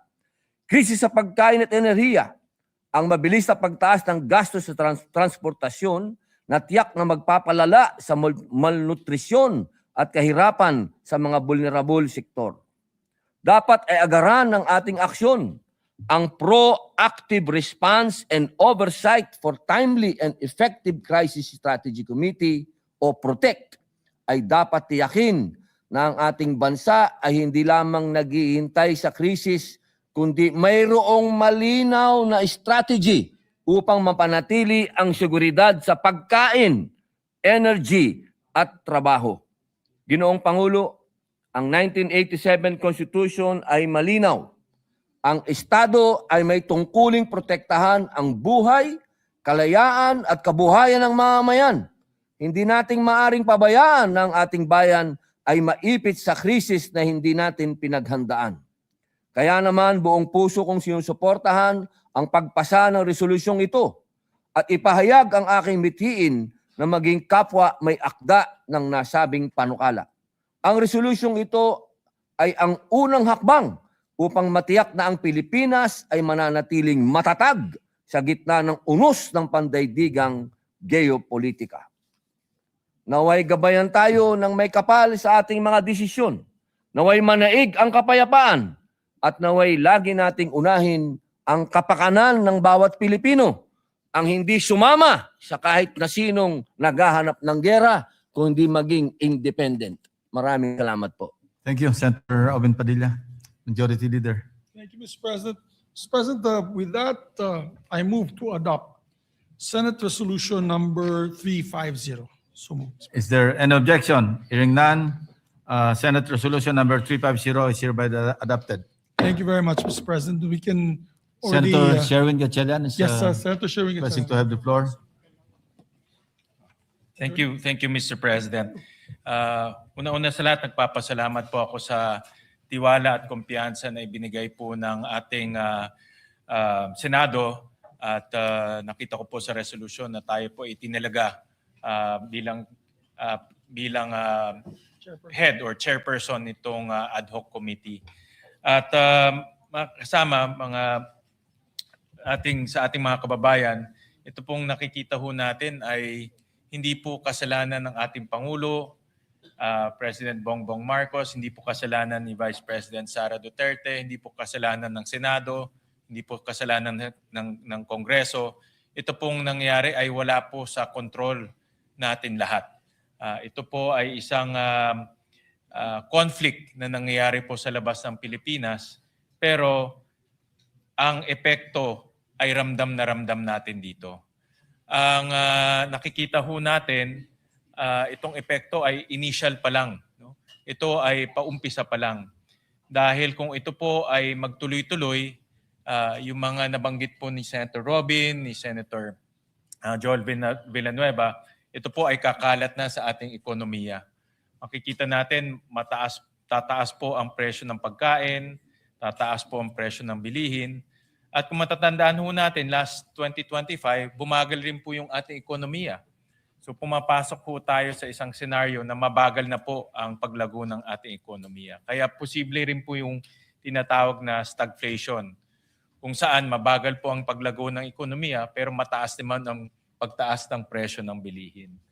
Kaya nagpapasalamat po ako sa mga may akda nitong resolution dahil ang pinakamahalagang operative word sa resolution ay proactive. Mapag-usapan natin ito, makita natin yung iba't ibang elemento nitong krisis na tingin ko pwede mangyari dahil pwede itong kumalat sa ekonomiya, pwedeng kumalat to sa presyo ng bilihin at eventually, kung ito pa ay humaba, pwede rin itong kumalat sa unemployment dahil nakita na ho natin nung January ay tumaas po yung ating unemployment figures.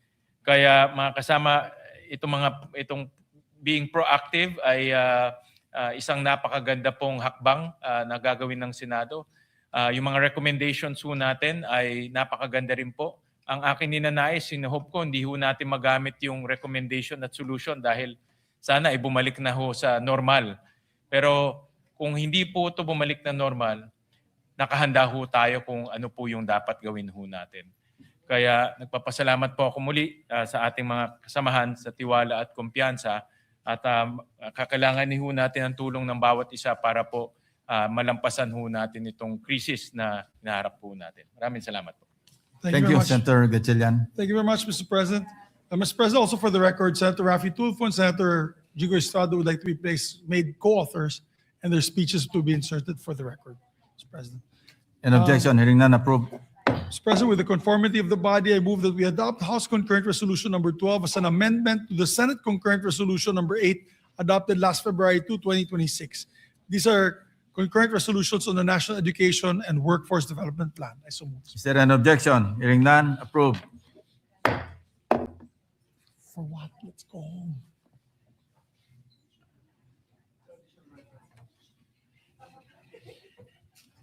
Mr. President, I move that we dispense with the reading of the Journal of the 57th Session Tuesday, March 17, 2026, and consider the same as approved.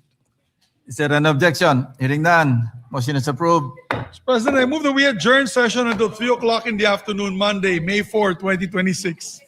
Is there any objection? There being none, the session is adjourned until 3 Mr. o'clock President, in the there's afternoon. before you make that motion, there's a question from Senator Rizal Tiveros. is, Salamat, recognized. Mr. President. Not an objection, just an inquiry.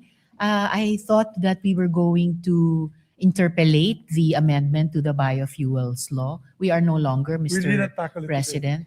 We are not tackling it today. Yeah, we All did not right. tackle it today. All right. Thank you, Mr. President. Thank So you. I move to adjourn, Mr. President. Continue ko lang. Is adjourned until 3 o'clock in the afternoon of Monday, May 4, 2026. Happy Easter to everyone.